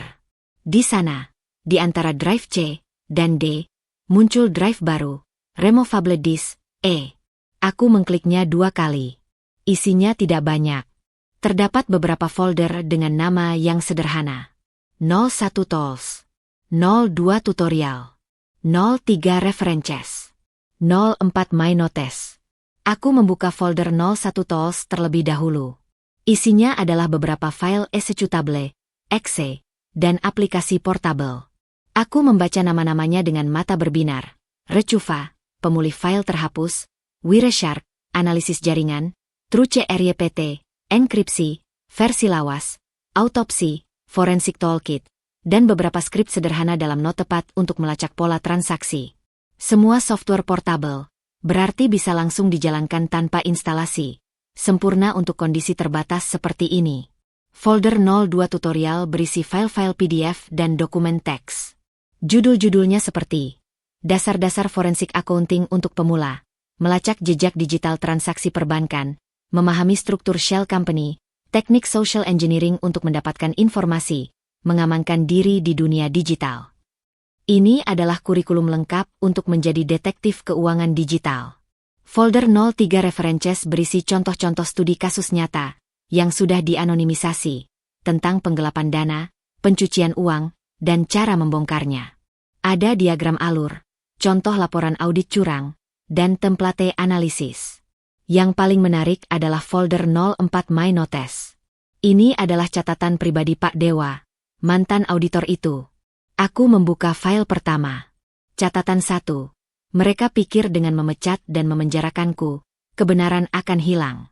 Mereka salah. Kebenaran hanya tertidur dalam data. Pelajari polanya. Uang tidak pernah benar-benar hilang. Ia hanya berubah bentuk dan berpindah tangan. Lacak perpindahannya. Catatan 5. Orang-orang seperti Kava, bukan nama sebenarnya, selalu punya kelemahan, rasa percaya diri yang berlebihan. Mereka pikir sistem yang mereka buat sempurna. Tidak ada sistem yang sempurna. Selalu ada celah. Entah di manusia yang mereka bayar, di software yang mereka gunakan, atau di keserakahan mereka sendiri yang membuat mereka ceroboh. Membaca kata Kava, meski disebutkan sebagai bukan nama sebenarnya, membuat bulu kuduku berdiri. Seolah Pak Dewa sedang berbicara langsung padaku. Catatan 12. Senjata terbaik bukanlah kemarahan, tapi kesabaran. Kumpulkan informasi seperti seorang kolektor. Potong kecil-kecil. Hubungkan titik-titiknya. Dan saat waktunya tiba, serang dengan bukti yang tak terbantahkan, bukan dengan emosi. Aku harus menahan diri agar tidak menangis di depan komputer. Di dalam ruangan berdebu ini, di balik jeruji, aku baru saja menemukan harta karun. Bukan emas, tapi sesuatu yang lebih berharga, pengetahuan. Waktu terbatas. Aku tahu aku tidak bisa menjelajahi semuanya sekarang. Aku memutuskan untuk memulai dengan yang paling mendasar, dasar-dasar forensik accounting. Aku copy file PDF-nya ke dalam folder tersembunyi di desktop, D.2/temp kurung tutup koma spasi lalu spasi membacanya spasi cepat spasi sambil spasi sesekali spasi mengetik spasi data spasi peminjaman spasi buku spasi palsu spasi untuk spasi menjaga spasi penampilan dot. Materinya jelas, ditulis untuk orang awam. Ia menjelaskan tentang jejak audit, audit trail, dokumen sumber, rekonsiliasi bank, dan bendera merah, red flags, kecurangan keuangan. Semuanya terasa sangat relevan dengan kasusku. Setiap paragraf seperti menerangi sudut gelap dari jebakan yang dibuat Kava. Saat waktunya hampir habis, aku juga menyalin satu software portable, Recuva. Siapa tahu, mungkin suatu saat aku bisa mencoba memulihkan file-file yang terhapus dari komputer ini, atau setidaknya berlatih. Sebelum menarik flash disk, aku menghapus riwayat browsernya, meski tak ada internet, dan memastikan tidak ada jejak yang tertinggal. Dengan satu tarikan napas dalam-dalam, aku mencabut flash disk itu dan menyembunyikannya kembali. Sudah selesai, Pak. Saya input sampai hari ini, kataku pada sipir di pintu. Dia hanya melirik, mengangguk malas. Besok lanjut lagi. Keluar. Malam itu, di sel, sementara tubuhku lelah, pikiranku hidup dan berapi-api. Aku tidak bisa menulis. Terlalu berisiko. Tapi aku mengulang-ulang pelajaran yang kubaca di kepalaku.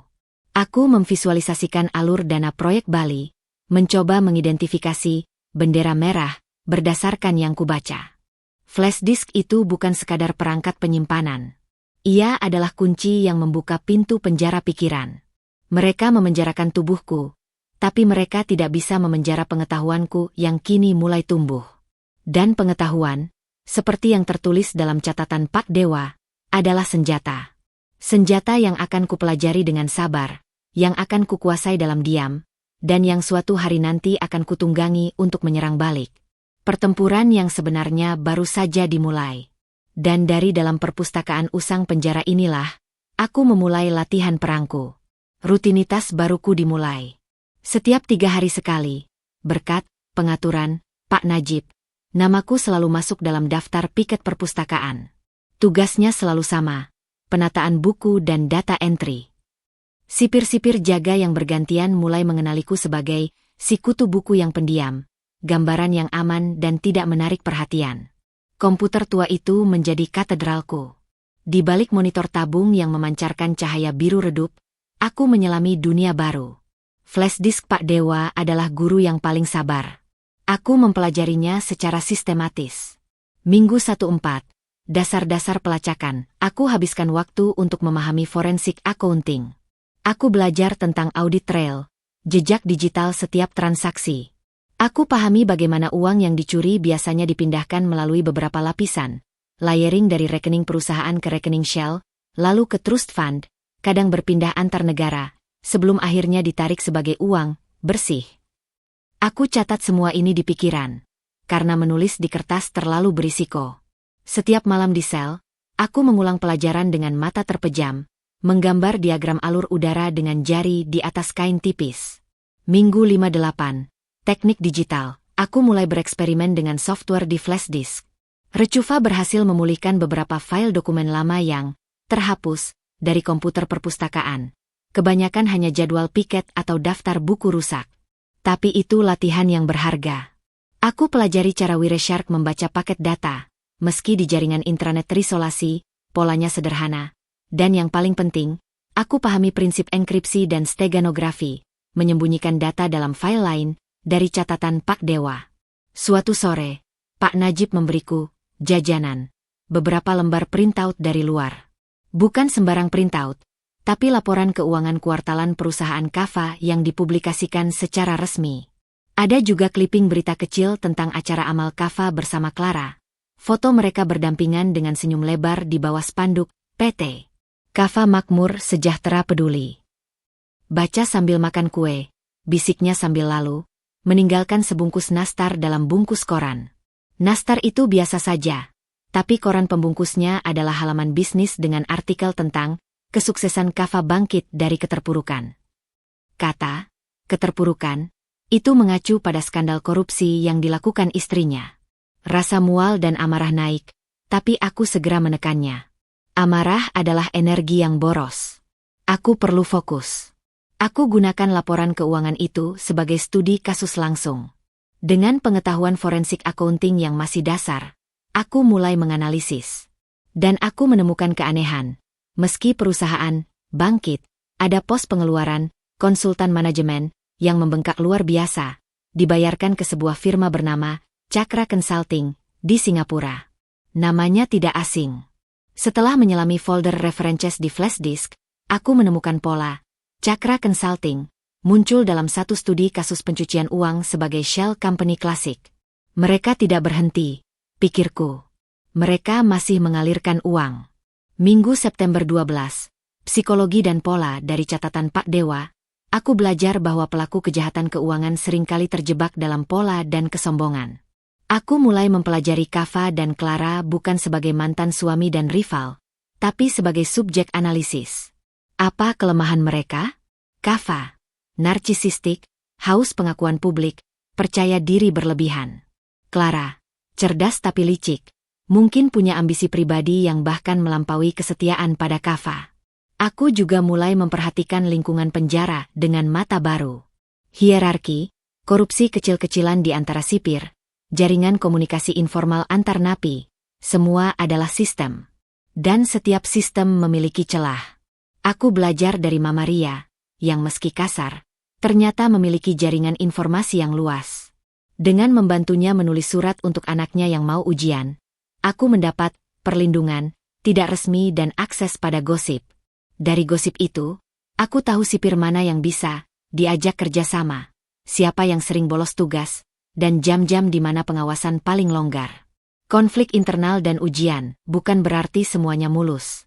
Suatu hari, saat aku asyik membaca tutorial tentang cryptocurrency tracing, sipir jaga yang biasanya malas tiba-tiba mendekat. "Apa yang kau buka?" tanyanya, matanya penuh curiga. Jantungku serasa berhenti. Di layar terbuka PDF berjudul, Membongkar Aliran Uang Digital. Aku cepat-cepat minimize, membuka kembali file Excel data peminjaman buku. Lagi baca artikel motivasi, Pak, dari folder lama. Biar semangat, jawabku, berusaha tenang. Dia mendongak, melihat ke layar yang kini hanya menampilkan deretan angka. Kerjain tugasnya aja.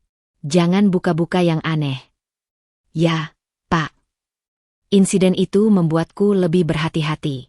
Aku mulai membuat decau, folder berisi kumpulan puisi dan artikel motivasi usang, yang selalu kubuka di latar belakang, siap ditampilkan jika ada yang mendekat. Selain itu, tekanan dari dalam sel juga tak kalah berat. Sari, yang semakin hari semakin tidak stabil, mulai mencurigai kegiatanku. Lo tiap balik dari perpus kayak orang kemasukan setan. Ngapain aja di situ? Nulis surat buat nyusahin orang lagi. Ejeknya suatu malam. Mama Ria, yang kini sedikit lebih lunak, membelaku. Diam lu, Sar. Nyonya ini lagi cari pencerahan biar gak gila kayak lu. Urus sendiri aja. Tapi tatapan Sari tetap penuh kebencian. Aku tahu, di dunia ini, kecemburuan dan kecurigaan bisa menjadi petaka. Terobosan pertama, fokus terbesarku adalah mengingat detail-detail kunci dari masa lalu. Dengan bantuan teknik memory palace yang kubaca di salah satu PDF, aku mencoba merekonstruksi malam ketika Kava memintaku menandatangani dokumen. Aku paksa ingatanku mundur. Suara AC, bau kopi dari muknya, warna tinta pulpennya, hitam, Mont Blanc, ada noda kecil di sudut kertas, dan yang paling penting, nomor rekening escrow yang tercantum samar-samar. Aku ingat awalnya, Art 701 Exet. Tapi tidak lengkap. Aku buka software TrueCRYPT Portable dan coba mengenkripsi catatan ingatanku dalam file teks biasa.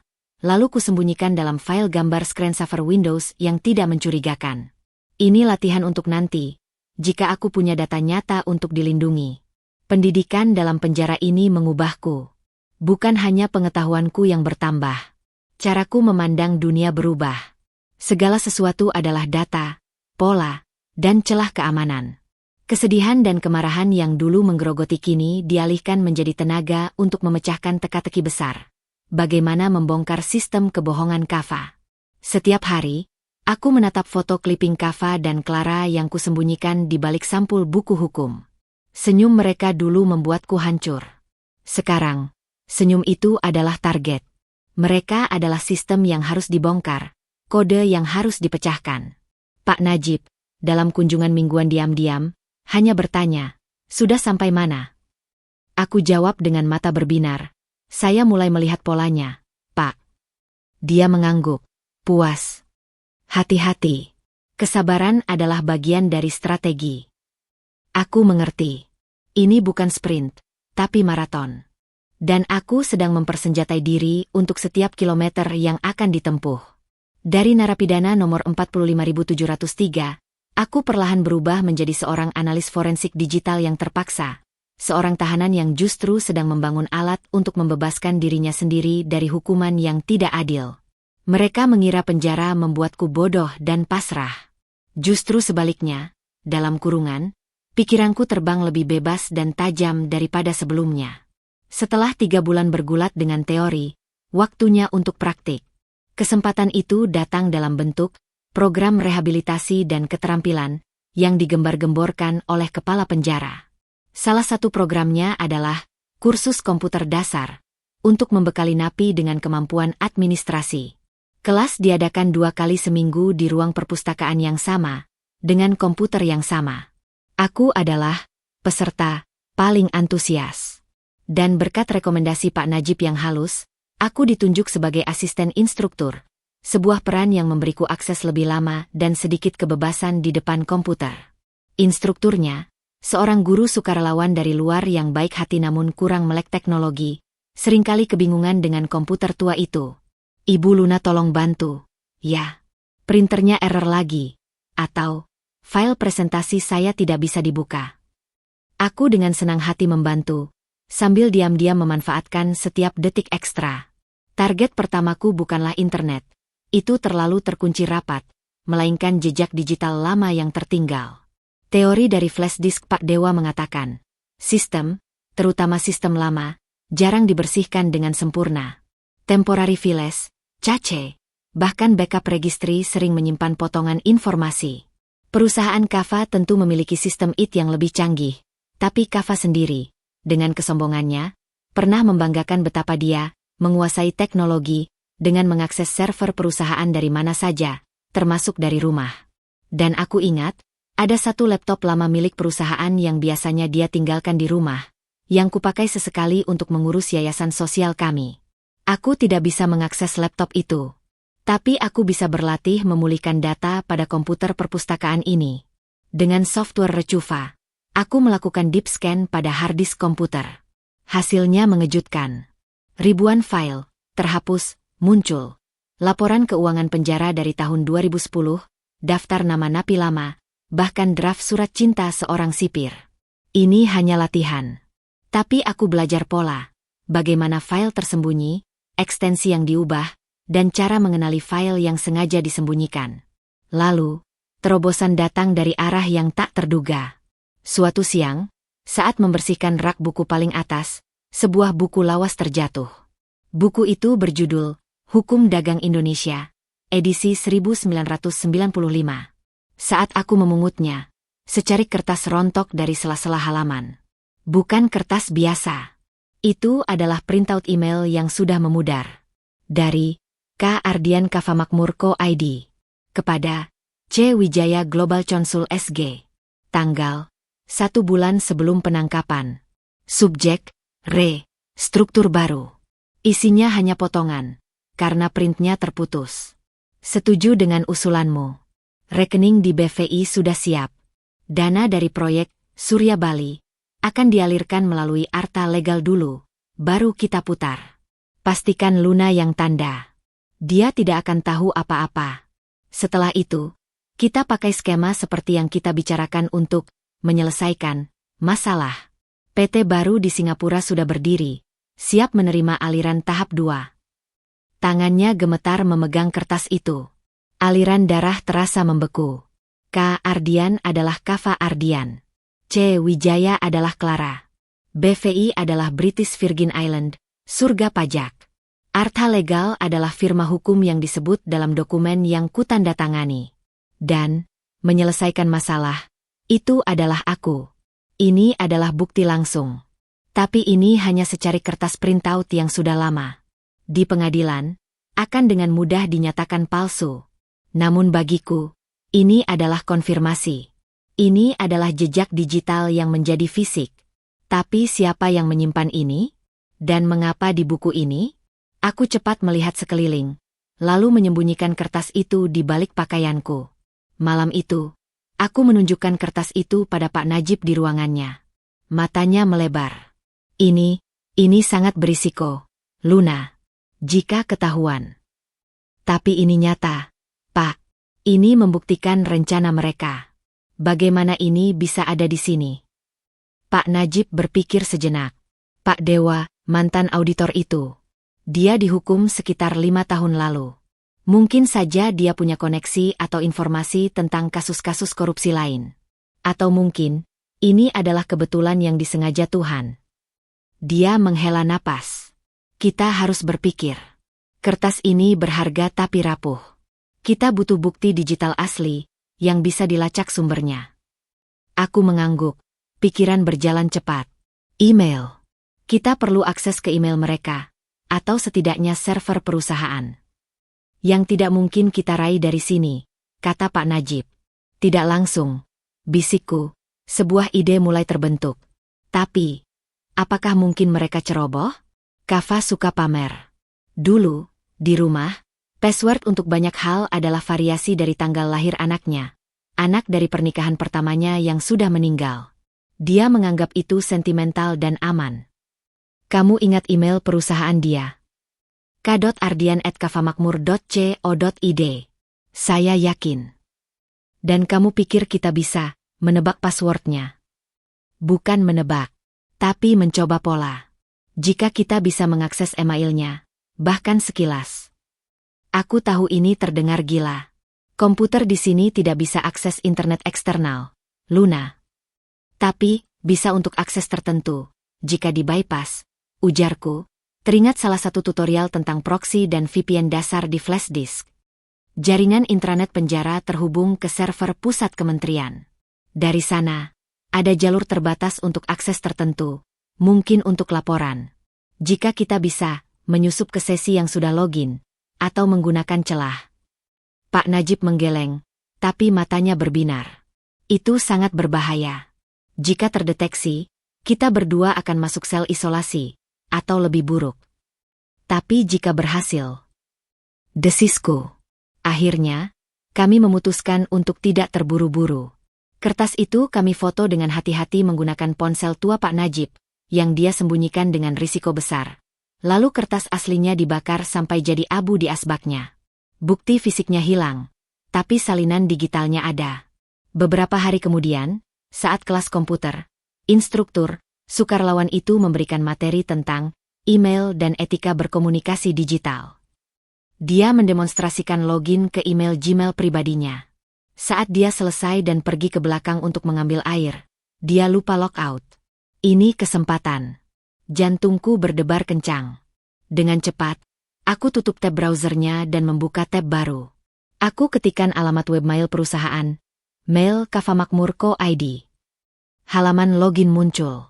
Username, K. Ardian. Aku ketik. Password. Aku berhenti. Ini momen kebenaran. Aku ingat semua pola Kafa.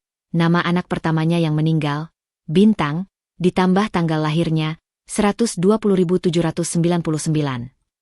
Dia sering menggunakan variasi, bintang 1207, BTG 120799, atau B1NT4NG1997, dengan substitusi angka. Dengan napas tertahan, aku ketik, bintang 120799. Password salah. BTG 120799. Password salah. Waktu berjalan. Instruktur akan kembali. Aku bisa mendengar langkahnya di koridor. Percobaan terakhir. Aku ketik B1NT4NG1207 dan tekan enter. Layar berputar sejenak, lalu masuk. Akses ditolak. Akun ini memerlukan verifikasi 2 faktor. Kode telah dikirim ke nomor telepon terdaftar. Sial. Two-factor authentication. Tentu saja. Kafa mungkin ceroboh dengan password dasar, tapi sistem perusahaan pasti punya pengamanan tambahan. Tapi, sebelum pesan error itu muncul, untuk sepersekian detik, aku melihat tampilan inbox. Hanya sekilas. Tapi cukup untuk melihat beberapa baris subjek email.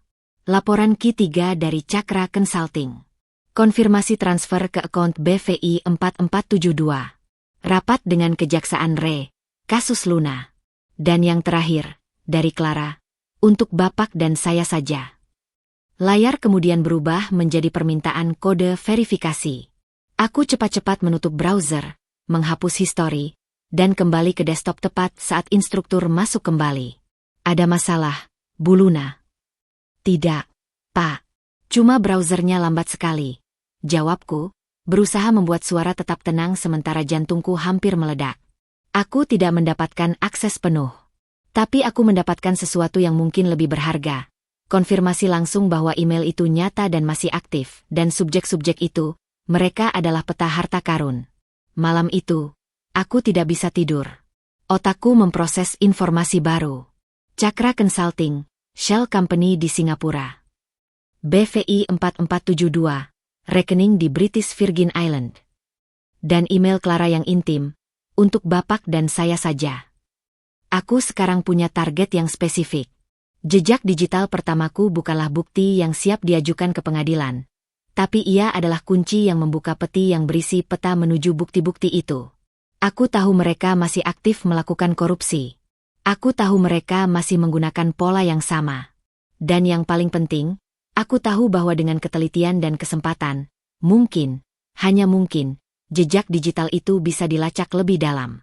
Pak Najib, saat mendengar laporanku, hanya berkata, sekarang kita tahu medan perangnya. Dan kita tahu musuh kita tidak hanya jahat, tapi juga cukup ceroboh untuk meninggalkan jejak. Itu adalah kelemahan mereka. Ya, kelemahan. Dan aku akan menggali kelemahan itu sampai dasar, menggunakan setiap pengetahuan dari flash disk, setiap kesempatan di depan komputer tua, dan setiap detik dari kesabaran yang kupelajari di balik jeruji ini. Perburuan telah dimulai. Dan aku, yang seharusnya menjadi mangsa, kini berubah menjadi pemburu yang sabar, mengendus jejak digital menuju jantung kejahatan mereka. Bukti-bukti digital yang kukumpulkan, foto email printout dan subjek-subjek email yang kulihat, adalah bahan peledak, tapi tanpa sumbu dan penyulut. Mereka hanya diam di memori komputer Pak Najib dan di kepalaku. Kami butuh seseorang yang bisa membawa bahan itu ke dunia luar dan menyulutnya. Kami butuh sekutu dari luar. Saya kenal seseorang, kata Pak Najib suatu sore. Suaranya lebih rendah dari bisikan. Ruangannya terasa pengap, penuh dengan ketegangan yang sama yang kurasakan. Anak dari teman saya dulu di kepolisian. Namanya Bima. Dia pengacara muda, baru 5 tahun berpraktek, tapi dia berhenti sejenak, memilih kata-kata. Matanya masih bersih. Dia masih percaya pada keadilan, bukan hanya pada fee. Apakah kita bisa mempercayainya? Tanyaku, was-was. Pengalamanku dengan pengacara yang direkomendasikan Kava masih membekas luka. Saya akan mengujinya. Tapi kita harus bertemu. Dan itu mustahil untukmu. Kecuali, pikiranku bekerja. Kecuali dia datang ke sini dengan alasan lain. Sebagai pengacara untuk narapidana lain, atau sebagai relawan. Pak Najib mengangguk. Itu bisa diatur. Ada napi lain, Ibu Sari, yang sedang mengajukan banding. Keluarganya tidak mampu. Mereka butuh bantuan hukum cuma-cuma. Saya bisa menyarankan Bima melalui kenalan. Dia akan datang untuk bertemu Ibu Sari. Dan saat itulah, kamu harus ada di tempat yang tepat. Rencananya sederhana namun penuh risiko. Aku akan ditugaskan membersihkan koridor di dekat ruang kunjungan hukum pada hari dan jam tertentu. Pak Najib akan memastikan Bima tersesat atau perlu menemui petugas setelah pertemuannya, sehingga melintas di koridor itu. Kontak harus singkat, diam, dan tidak menarik perhatian. Hari itu tiba. Aku berdiri di koridor dengan lap dan ember, menyeka lantai yang sudah bersih berulang kali. Setiap langkah kaki dari ujung koridor membuat jantungku melompat. Akhirnya, aku melihat sosoknya. Dia masih sangat muda, mungkin baru awal 30-an, dengan kemeja putih sederhana dan tas kulit usang. Wajahnya tampak serius, dengan garis tekad di sekitar mulutnya, tapi ada semacam kelembutan di matanya yang coklat. Dia berjalan ditemani seorang sipir muda. Saat mereka mendekat, Pak Najib, yang sengaja berada di pos, memanggil sipir muda itu. Agus, tolong ambilkan berkas Ibu Sari dari ruang saya, yang di map merah. Sipir itu ragu, melihat Bima. Saya tunggu di sini, kata Bima dengan sopan. Begitu sipir itu pergi, hanya tersisa Bima dan aku di koridor yang sepi. Dia melirikku, lalu menatap lurus ke depan, seolah mempelajari arsitektur penjara. Ini waktunya. Suaraku hampir tidak keluar, seperti berbisik pada angin. Pak Bima. Saya Luna. Pak Najib mengirim. Dia sedikit menegang, tapi tidak menoleh. Hanya matanya yang bergerak cepat ke arahku. Saya tahu. Dia bilang kamu punya sesuatu. Saya ada bukti. Tapi hanya petunjuk. Email Kava ke Clara. Rekening BVI. Proyek Surya Bali. Aku ucapkan kata-kata kunci itu seperti mantra. Saya butuh lebih dari petunjuk. Bisiknya kembali, masih menatap lurus. Di komputer perpustakaan. Ada file tersembunyi di folder D.2/temp, spasi namanya spasi, bunga JPG. Itu bukan gambar. Passwordnya, bintang 1207. Di dalamnya ada semua catatan dan bukti sementara saya. Dia mengangguk, hampir tak terlihat. Saya akan coba akses. Bagaimana? Pengacara punya hak akses ke perpustakaan untuk penelitian kasus. Katakan Anda perlu memeriksa referensi hukum. Pak Najib akan mengatur. Risikonya besar. Untuk semua. Kava dan Clara masih mengalirkan uang. Mereka mengira aman. Mereka ceroboh. Aku berbisik lebih keras, penuh keyakinan. Bantu saya, Pak Bima. Saya tidak bersalah. Untuk pertama kalinya, dia menoleh, menatapku langsung. Di matanya, aku tidak melihat belas kasihan, tapi penilaian yang tajam, seperti seorang dokter yang mendiagnosis. Dia melihat kebingunganku di pengadilan? Atau api yang kini menyala di mataku? Saya akan lihat filenya. Janjinya. Tidak ada janji lebih dari itu. Sipir muda itu kembali, membawa map. Maaf, Pak. Silakan. Bima mengangguk padaku, satu anggukan singkat yang penuh makna, lalu pergi. 2 hari berlalu seperti 2 tahun. Aku cemas, takut filenya ditemukan, takut Bima ternyata adalah perangkap Kava yang lain. Tapi Pak Najib memberi isyarat agar aku tenang. Pada hari ketiga, saat kelas komputer, Bima muncul di pintu perpustakaan dengan seorang sipir senior. Izin, Pak. Saya pengacara untuk Ibu Sari, perlu mengecek beberapa referensi hukum di KUHP di komputer ini, untuk keperluan banding. Instruktur sukarelawan itu, yang merasa lebih rendah di hadapan pengacara, segera mengizinkan. Silakan, Pak. Luna, bantu Pak pengacara. Aku hampir tidak bisa bernapas. Bima duduk di depan komputer. Aku berdiri di sampingnya, pura-pura menunjukkan cara membuka katalog digital, yang sangat sederhana. Dengan suara rendah, dia berkata, saya sudah buka file, bunga JPG. Passwordnya benar. Isinya sangat menarik, tapi masih berupa kesaksian dan analisismu. Kita butuh bukti yang bisa diverifikasi. Mereka masih melakukannya, bisikku cepat, sambil menunjuk ke layar katalog. Cakra Consulting. BV. Coba lacak. Saya akan coba. Tapi aku butuh data dari server perusahaan atau akses ke rekening bank, yang mustahil tanpa surat perintah pengadilan. Tidak mustahil, desisku. Jika ada whistleblower dari dalam. Atau, jika mereka sendiri yang lengah. Bima mengetik sesuatu di notepat yang dia buka, seolah mencatat referensi hukum. Tapi yang kutulis adalah, bisa dipancing. Mereka sombong. Mungkin buka akses remote dari tempat tidak aman. Dia membaca, lalu menghapusnya. Saya paham. Tapi butuh waktu.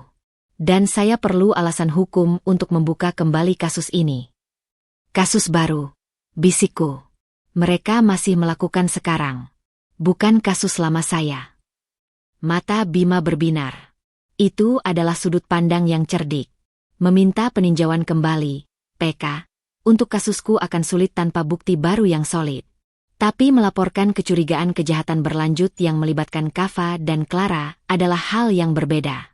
Itu bisa membuka penyelidikan baru. Saya akan melakukan pendekatan itu, katanya, suaranya mantap. Tapi kamu harus terus mengumpulkan. Apapun. Pola transaksi, nama perusahaan, nomor rekening, sekecil apapun. Dia kemudian mengambil selembar kertas dari tasnya, seolah-olah mencoret sesuatu, lalu membuangnya ke keranjang sampah di bawah meja.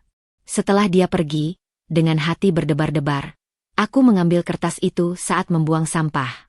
Di balik coretan-coretannya, ada tulisan kecil, email printout, cari arsip Pak Dewa. Mungkin ada lagi. Seminggu lagi, saya kembali. Sekutuku dari luar telah datang. Dan dia tidak menolak. Dia malah memberikan petunjuk baru. Malam itu, dengan hati-hati ekstra, aku menyelidiki komputer perpustakaan lagi. Kali ini, aku mencari file-file lain yang mungkin ditinggalkan Pak Dewa. Setelah menggali lebih dalam di folder sistem tersembunyi, aku menemukan folder bernama Recycle Bin, yang berisi file lebih lama. Di dalamnya, ada file teks terenkripsi dengan nama Daftar TXT. Dengan menggunakan password yang sama dari file sebelumnya, ternyata Pak Dewa menggunakan pola yang konsisten. Aku berhasil membukanya. Isinya bukan bukti, tapi daftar sumber. Beberapa nama kontak, mantan karyawan PT. Kava Makmur yang merasa dizalimi, seorang mantan petugas bank yang mencurigai transaksi aneh, dan, yang paling mengejutkan, seorang ahli IT freelance yang dulu mengelola server perusahaan Kava, yang dipecat karena menolak mematikan sistem audit trail untuk beberapa transaksi. Ini adalah emas. Pak Dewa bukan hanya mengumpulkan bukti digital. Dia mengumpulkan saksi-saksi potensial. Aku segera menyampaikan informasi ini kepada Pak Najib, yang akan menyampaikannya pada Bima pada kunjungan berikutnya. Rantai itu mulai terbentuk. Aku di dalam, mengumpulkan data dan petunjuk. Pak Najib sebagai penghubung dan pelindung di dalam. Bima sebagai eksekutor di luar, yang bisa menghidupkan kembali gugatan hukum dengan informasi yang kami berikan. Mereka pikir mereka aman. Mereka pikir dengan memenjarakanku, semua suara yang menentang sudah bisu. Tapi mereka lupa, di dunia yang terhubung, bisikan dari dalam penjara, jika disampaikan melalui saluran yang tepat, bisa menggema menjadi teriakan yang mengguncang istana mereka. Dan Bima adalah pengeras suara yang kami butuhkan. Sekutu dari luar itu bukan hanya membawa harapan. Dia membawa strategi. Dan perlahan, kami mulai beralih dari bertahan ke merencanakan serangan balik. Waktu bergulir setahun sejak pertemuanku dengan Bima. Pola kami sudah terbentuk. Aku menggali data dan ingatan, Pak Najib menjadi kurir aman, dan Bima membangun kasus di luar. Kemajuan ada, tapi lambat. Kami seperti arkeolog yang menyusun pecahan tembikar, belum menemukan patung utuhnya. Lalu, datanglah gempa kecil yang tak terduga. Suatu pagi, saat sedang kerja paksa di dapur penjara, namaku dipanggil melalui pengeras suara. Napi 45703, Luna, ke ruang kunjungan khusus. Ada tamu. Tamu? Hampir tidak ada yang mengunjungiku. Ibuku sudah sepuh dan sakit-sakitan. Pamanku yang seorang sudah berjanji tidak akan datang karena malu. Siapa lagi? Bima tidak akan datang tanpa pemberitahuan melalui Pak Najib terlebih dahulu. Dengan kaki gemetar, aku dipimpin ke ruang kunjungan khusus, bukan ruang terbuka dengan telepon kaca, tapi sebuah ruangan kecil dengan meja dan 2 kursi, biasanya untuk pengacara atau keluarga dalam percakapan sensitif. Dan di sana, duduk di seberang meja, dengan setelan jas abu-abu yang sempurna dan wajah yang terlihat lebih tirus namun masih tampan, adalah Mas Kafa. Dunia berhenti berputar. Udara di ruangan itu langsung terasa tipis. Aku nyaris terjatuh, tapi sipir di belakangku menahan lenganku dengan kasar. Duduk. Aku merosot di kursi, tak mampu melepaskan pandangan dari pria yang telah menghancurkan hidupku. Dia terlihat berbeda. Ada bayangan hitam di bawah matanya, garis kekhawatiran di dahinya yang biasanya mulus. Dia tersenyum. Senyum itu sama yang dulu membuatku jatuh cinta, tapi kini terlihat seperti topeng yang retak. Luna, ucapnya, suaranya parau, penuh emosi yang terasa dipaksakan. Akhirnya aku bisa menemuimu. Aku diam. Lidahku terasa membatu. Aku hanya menatapnya, mencoba membaca setiap mikrometer ekspresi di wajahnya. Lihat keadaanmu. Lanjutnya, matanya berkaca-kaca. Air mata, ini semua salahku. Aku seharusnya lebih kuat. Aku seharusnya melindungimu. Lagu lama, batinku menjerit. Tapi aku memaksa diri untuk tetap diam, mendengarkan. Aku sudah berusaha, Luna. Berbulan-bulan ini aku berjuang untuk pembebasanmu. Aku temui pengacara-pengacara terbaik. Aku lobi para pejabat. Dia menghela napas berat, menundukkan kepala. Tapi hukum kita terlalu kaku. Kasusmu terlalu terkenal. Mereka bilang, harus ada bukti baru yang sangat kuat. Dia mengangkat wajah, dan sekarang air matanya benar-benar menetes. Aku mohon, Luna, percayalah padaku. Aku mencintaimu. Semua ini adalah kesalahan besar. Aku terjebak dalam situasi yang sulit dulu, dan aku lemah. Tapi aku menyesal. Dalam-dalam. Setiap kata seperti pisau berlapis madu. Aku ingin berteriak, menerkamnya, mencakar wajah tampan itu. Tapi sesuatu dalam diriku, naluri bertahan hidup yang sudah terasa di penjara, berbisik, dengarkan. Amati. Apa yang dia inginkan? Apa yang kau inginkan? Kafa. Suaraku keluar, datar, tanpa nada. Dia terkejut, mungkin mengharapkan tangisanku, pelipurannya. Aku ingin kau tahu bahwa aku tidak melupakanmu. Aku berjuang. Tapi... Dia mendekat, berbisik, padahal hanya kami berdua di ruangan itu. Aku butuh bantuanmu, sayang, untuk mempercepat ini. Ah, inilah dia. Bantuan apa? Pengakuanmu, bisiknya, matanya bersinar dengan harapan palsu. Jika kau mau mengaku di depan hakim, menyatakan bahwa kau memang melakukan kesalahan, tapi karena tekanan loan shark dan nasihat hukum yang buruk, aku bisa gunakan itu untuk mengajukan grasi atau pembebasan bersyarat. Kita bisa mempersingkat hukumannya. Aku janji, begitu kau keluar, kita akan mulai baru. Aku akan jagain kau. Kita tinggal di villa di Bali, jauh dari semua ini. Villa di Bali. Di mana uangnya berasal? Dari proyek Surya Bali yang sama. Rasanya ingin muntah. Tapi aku memainkan peran. Air mata kemarahan yang kutahan, akhirnya juga menetes. Aku pura-pura tersedak, menunduk. Aku lelah, Kava. Sangat lelah. Penjara ini, neraka. Aku tahu, teriaknya, seolah merasakan penderitaanku. Tangannya meraih tanganku di atas meja, dan sentuhannya membuat kulitku merinding. Makanya kita harus cepat. Tanda tangani pernyataan ini. Pengacara aku sudah siapkan. Itu akan membantumu. Dia mengeluarkan selembar dokumen dari dalam map. Aku melihat sekilas. Surat pernyataan pengakuan kesalahan dan permohonan maaf dari Luna Atmajaya. Langkah terakhir, pikirku dingin. Dia ingin mengamankan narasinya selamanya. Dengan pengakuanku, kasusnya benar-benar tertutup.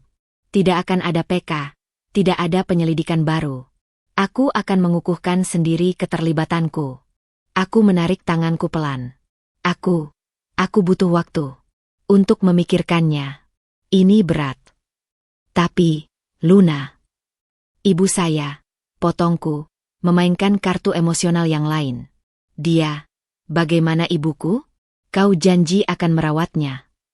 Wajahnya sedikit berubah, ada kilatan cepat yang hampir tak tertangkap, ketidaknyamanan. Ibu, baik-baik saja.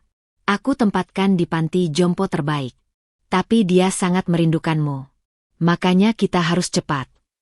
Ibu di panti jompo? Ibuku membenci panti jompo. Dia bilang akan mati di rumah sendiri. Dan Kava tahu itu. Ini pasti bohong. Aku mengangguk, pura-pura lega.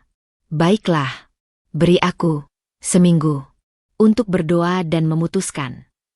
Seminggu terlalu lama, sayang. Bagaimana kalau 3 hari? Aku akan kembali. Aku mengangguk lagi, pasrah. Baik, 3 hari. Dia berdiri, wajahnya berseri-seri dengan kemenangan yang dia kira telah diraih. Kuat, Luna. Untuk kita. Dia pergi, meninggalkan aku di ruangan itu dengan dokumen yang tidak kubawa. Begitu pintu tertutup, aku menggigit kepalan tangan sampai berdarah untuk menahan teriakan. Kemarahan, penghinaan, dan juga sebuah kesadaran baru yang menusuk. Dia datang sendiri, tanpa Clara. Dia terlihat stres. Dia butuh pengakuanku dengan cepat. Mengapa sekarang? Saat kembali ke sel, aku menyampaikan semuanya pada Pak Najib di kesempatan pertama. Dia panik. Simpul Pak Najib dengan mata tajam. Sesuatu membuatnya tidak nyaman. Mungkin Bima sudah mulai mendekati sesuatu di luar. Atau ada tekanan dari dalam perusahaannya sendiri. Atau, tambahku, sebuah firasat mengerikan muncul. Clara. Mungkin Clara sedang melakukan sesuatu yang membuatnya ketakutan. Dia ingin menyelesaikan masalah Luna dengan cepat sebelum masalah lainnya meledak. Kita harus memberitahu Bima. Ini bisa jadi momentum. Pak Najib berbisik. Dan kamu, Luna. 3 hari lagi dia datang. Kamu harus memainkan peran sempurna. Tapi jangan tanda tangan apapun. Maksudmu, aku harus berpura-pura setuju. Beri dia harapan. Tapi minta sesuatu sebagai jaminan. Mungkin, akses untuk bicara dengan ibumu melalui telepon darinya. Apapun yang bisa kita gunakan sebagai bukti atau untuk mengulur waktu. Malam itu, rencana disusun. Bima akan diperingatkan bahwa Kava sedang aktif dan mungkin sedang membersihkan jejak. Aku akan bertemu Kava lagi dan memainkan sandiwara sebagai istri yang hancur, lemah, dan hampir menyerah. Hampir. Hari ketiga, Kava kembali. Wajahnya lebih tegang. Apa keputusanmu, Luna? Aku menatapnya dengan mata berkaca-kaca.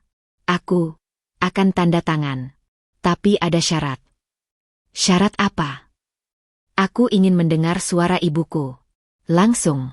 Sekarang. Dari ponselmu. Untuk memberiku kekuatan. Aku lihat matanya menyempit. Aku butuh mendengar dia baik-baik. Kava. Itu saja. Setelah itu, aku tanda. Dia ragu, lalu menghela napas. Baik, tapi singkat. Dia mengeluarkan ponsel mahalnya, mencari kontak, dan menelepon. Dia letakkan di meja dengan speaker. Bunyi tring-tring berlangsung lama. Lalu masuk voicemail. Maaf, nomor yang Anda tuju tidak dapat dihubungi. Wajah Kava pucat. Mungkin sedang di dokter. Nomor lain, desisku. Air mata asli mulai mengalir sekarang karena marah. Atau telepon perawatnya. Dia gelisah, ketahuan. Luna, kita tidak punya waktu. Tidak, teriakku, berdiri, melakukan adegan yang dramatis. Kau bohong padaku. Ibu sudah meninggal, ya?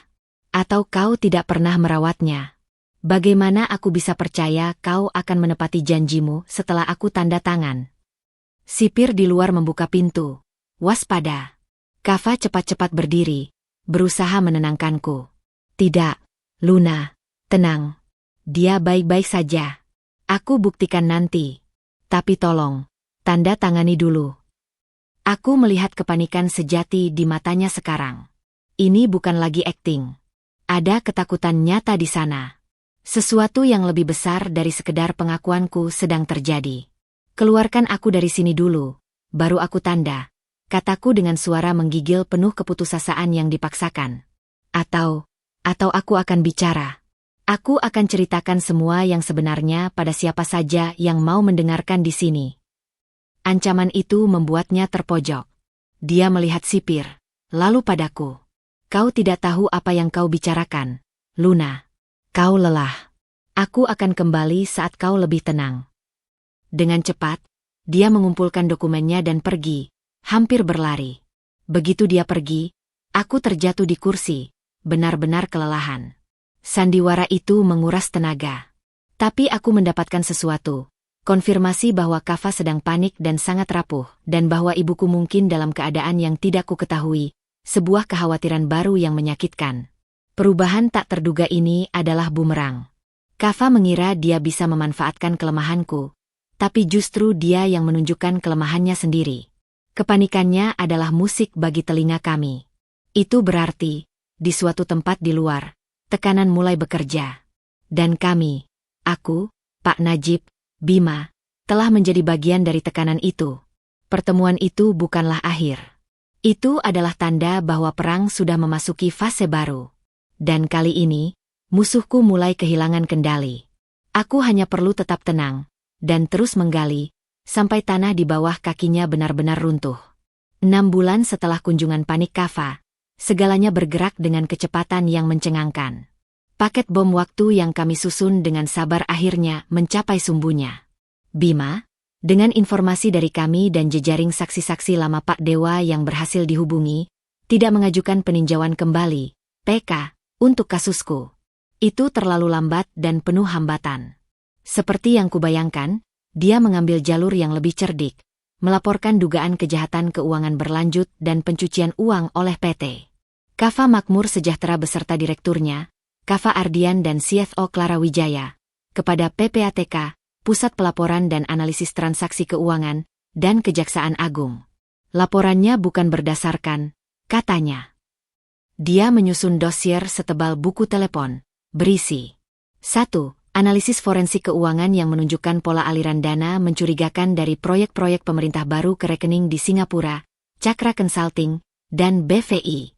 2. Kesaksian terdokumentasi dari mantan ahli IT perusahaan yang mengonfirmasi bahwa sistem audit trail sengaja dimatikan untuk transaksi tertentu atas perintah Clara. 3. Kesaksian mantan karyawan lain yang dipecat setelah menolak menandatangani laporan fiktif. 4. Dan yang menjadi palu godam, rekaman suara hasil penyamaran. Salah satu saksi, yang ditemui Bima dengan penyamaran sebagai investor potensial, berhasil membuat Kava, dalam keadaan sombong dan sedikit mabuk di sebuah klub eksklusif, berbicara panjang lebar tentang cara mengakali proyek pemerintah, dan dengan sinis menyebut, istri saya yang bodoh itu mengurus sisanya di penjara, jadi aman. Rekaman itu, meski tidak langsung membebaskanku, membuka pintu lebar-lebar untuk penyitaan aset dan pemeriksaan mendadak, door to door, terhadap perusahaan dan rumah Kava. Dan disitulah mereka menemukan harta karun kebodohan mereka sendiri.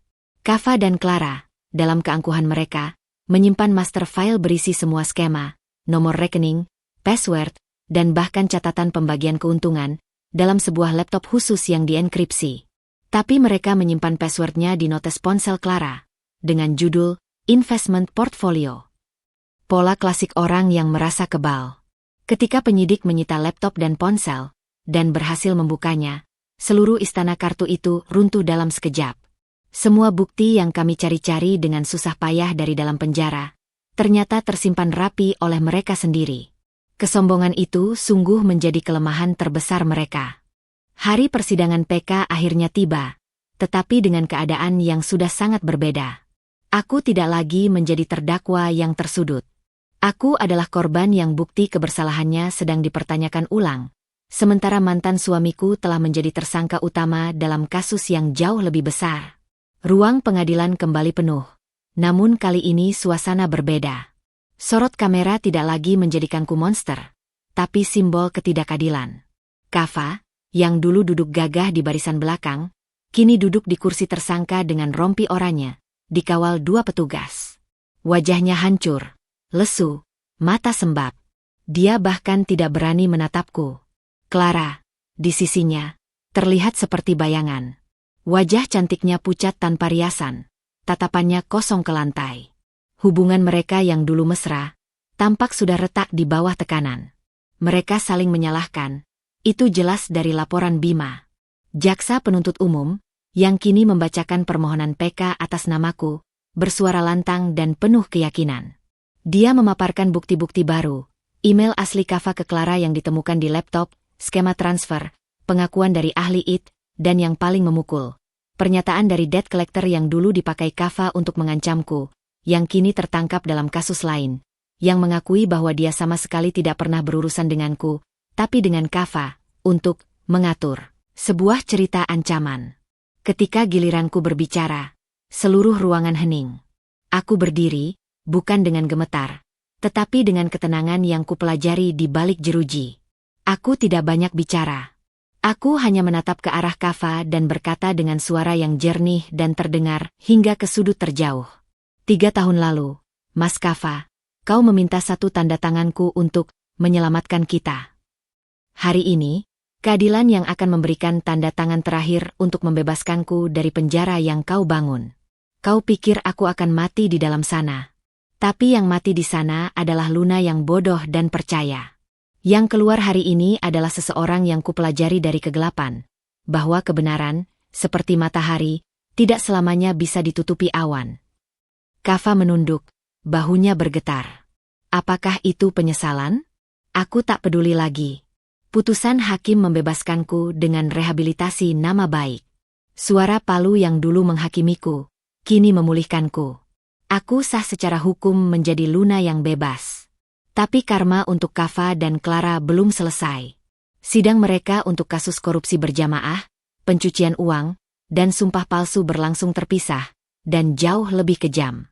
Bukti-bukti mereka sendiri yang mengungkung mereka. Kava divonis 15 tahun penjara dan denda yang membuatnya miskin seketika. Clara, sebagai otak teknis, mendapat 12 tahun. Seluruh harta mereka disita negara. Namun, karma yang paling sempurna datang bukan dari pengadilan, tapi dari kehancuran mereka sendiri.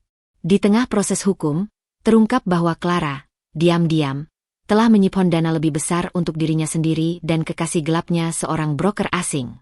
Kava bukan hanya dikhianati istrinya, tapi juga oleh sekutunya sendiri.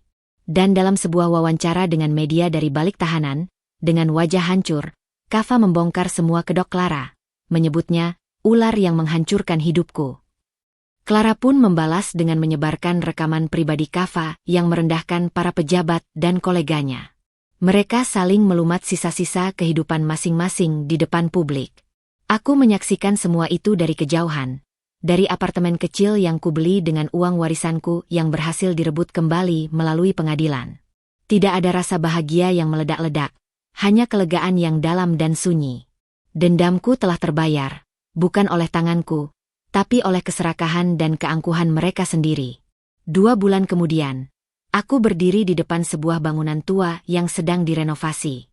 Ini adalah bekas kantor pusat PT Kava Makmur Sejahtera yang disita dan dilelang. Aku membeli lantai dasar dengan harga murah. Di sini akan berdiri Yayasan Sinar Nova, organisasiku untuk memberikan bantuan hukum dan pemulihan bagi perempuan korban kekerasan ekonomi dan pemalsuan kasus. Di sampingku berdiri Pak Najib, yang kini menjadi penasihat keamanan dan logistik yayasan, pensiun dini dari penjara dengan hormat. Dan Bima, pengacaraku yang sekarang menjadi direktur litigasi yayasan, dengan wajah masih bersemangat seperti dulu. Lokasinya ironis, ya? Kata Bima sambil menatap bekas logo perusahaan Kava yang sedang diturunkan. Tepat, jawabku. Dari tempat kejahatan itu dijalankan, kita akan menebar kebaikan dan keadilan. Pak Najib mengangguk. Jeruji penjara fisik sudah kau tinggalkan, Luna. Tapi jangan biarkan jeruji kebencian membangun penjara baru di hatimu. Aku tersenyum, menatap langit biru Jakarta yang langka. Tidak, Pak. Kebencian itu sudah kubakar sebagai bahan bakar untuk sampai ke sini. Sekarang, waktunya untuk membangun. Dari balik jeruji, mereka memberikanku kertas, flash disk, dan koneksi. Dari sanalah kubangun jembatan untuk keluar. Dan kini, di tanah yang bebas, aku akan membangun jembatan untuk orang lain. Karma untuk Kava dan Clara sudah sempurna. Mereka saling menghancurkan di dalam sistem yang mereka ciptakan sendiri. Dan aku telah menemukan kebebasan yang sesungguhnya. Kebebasan untuk tidak lagi didefinisikan oleh pengkhianatannya, tetapi oleh karya dan pemulihan yang akan kulakukan.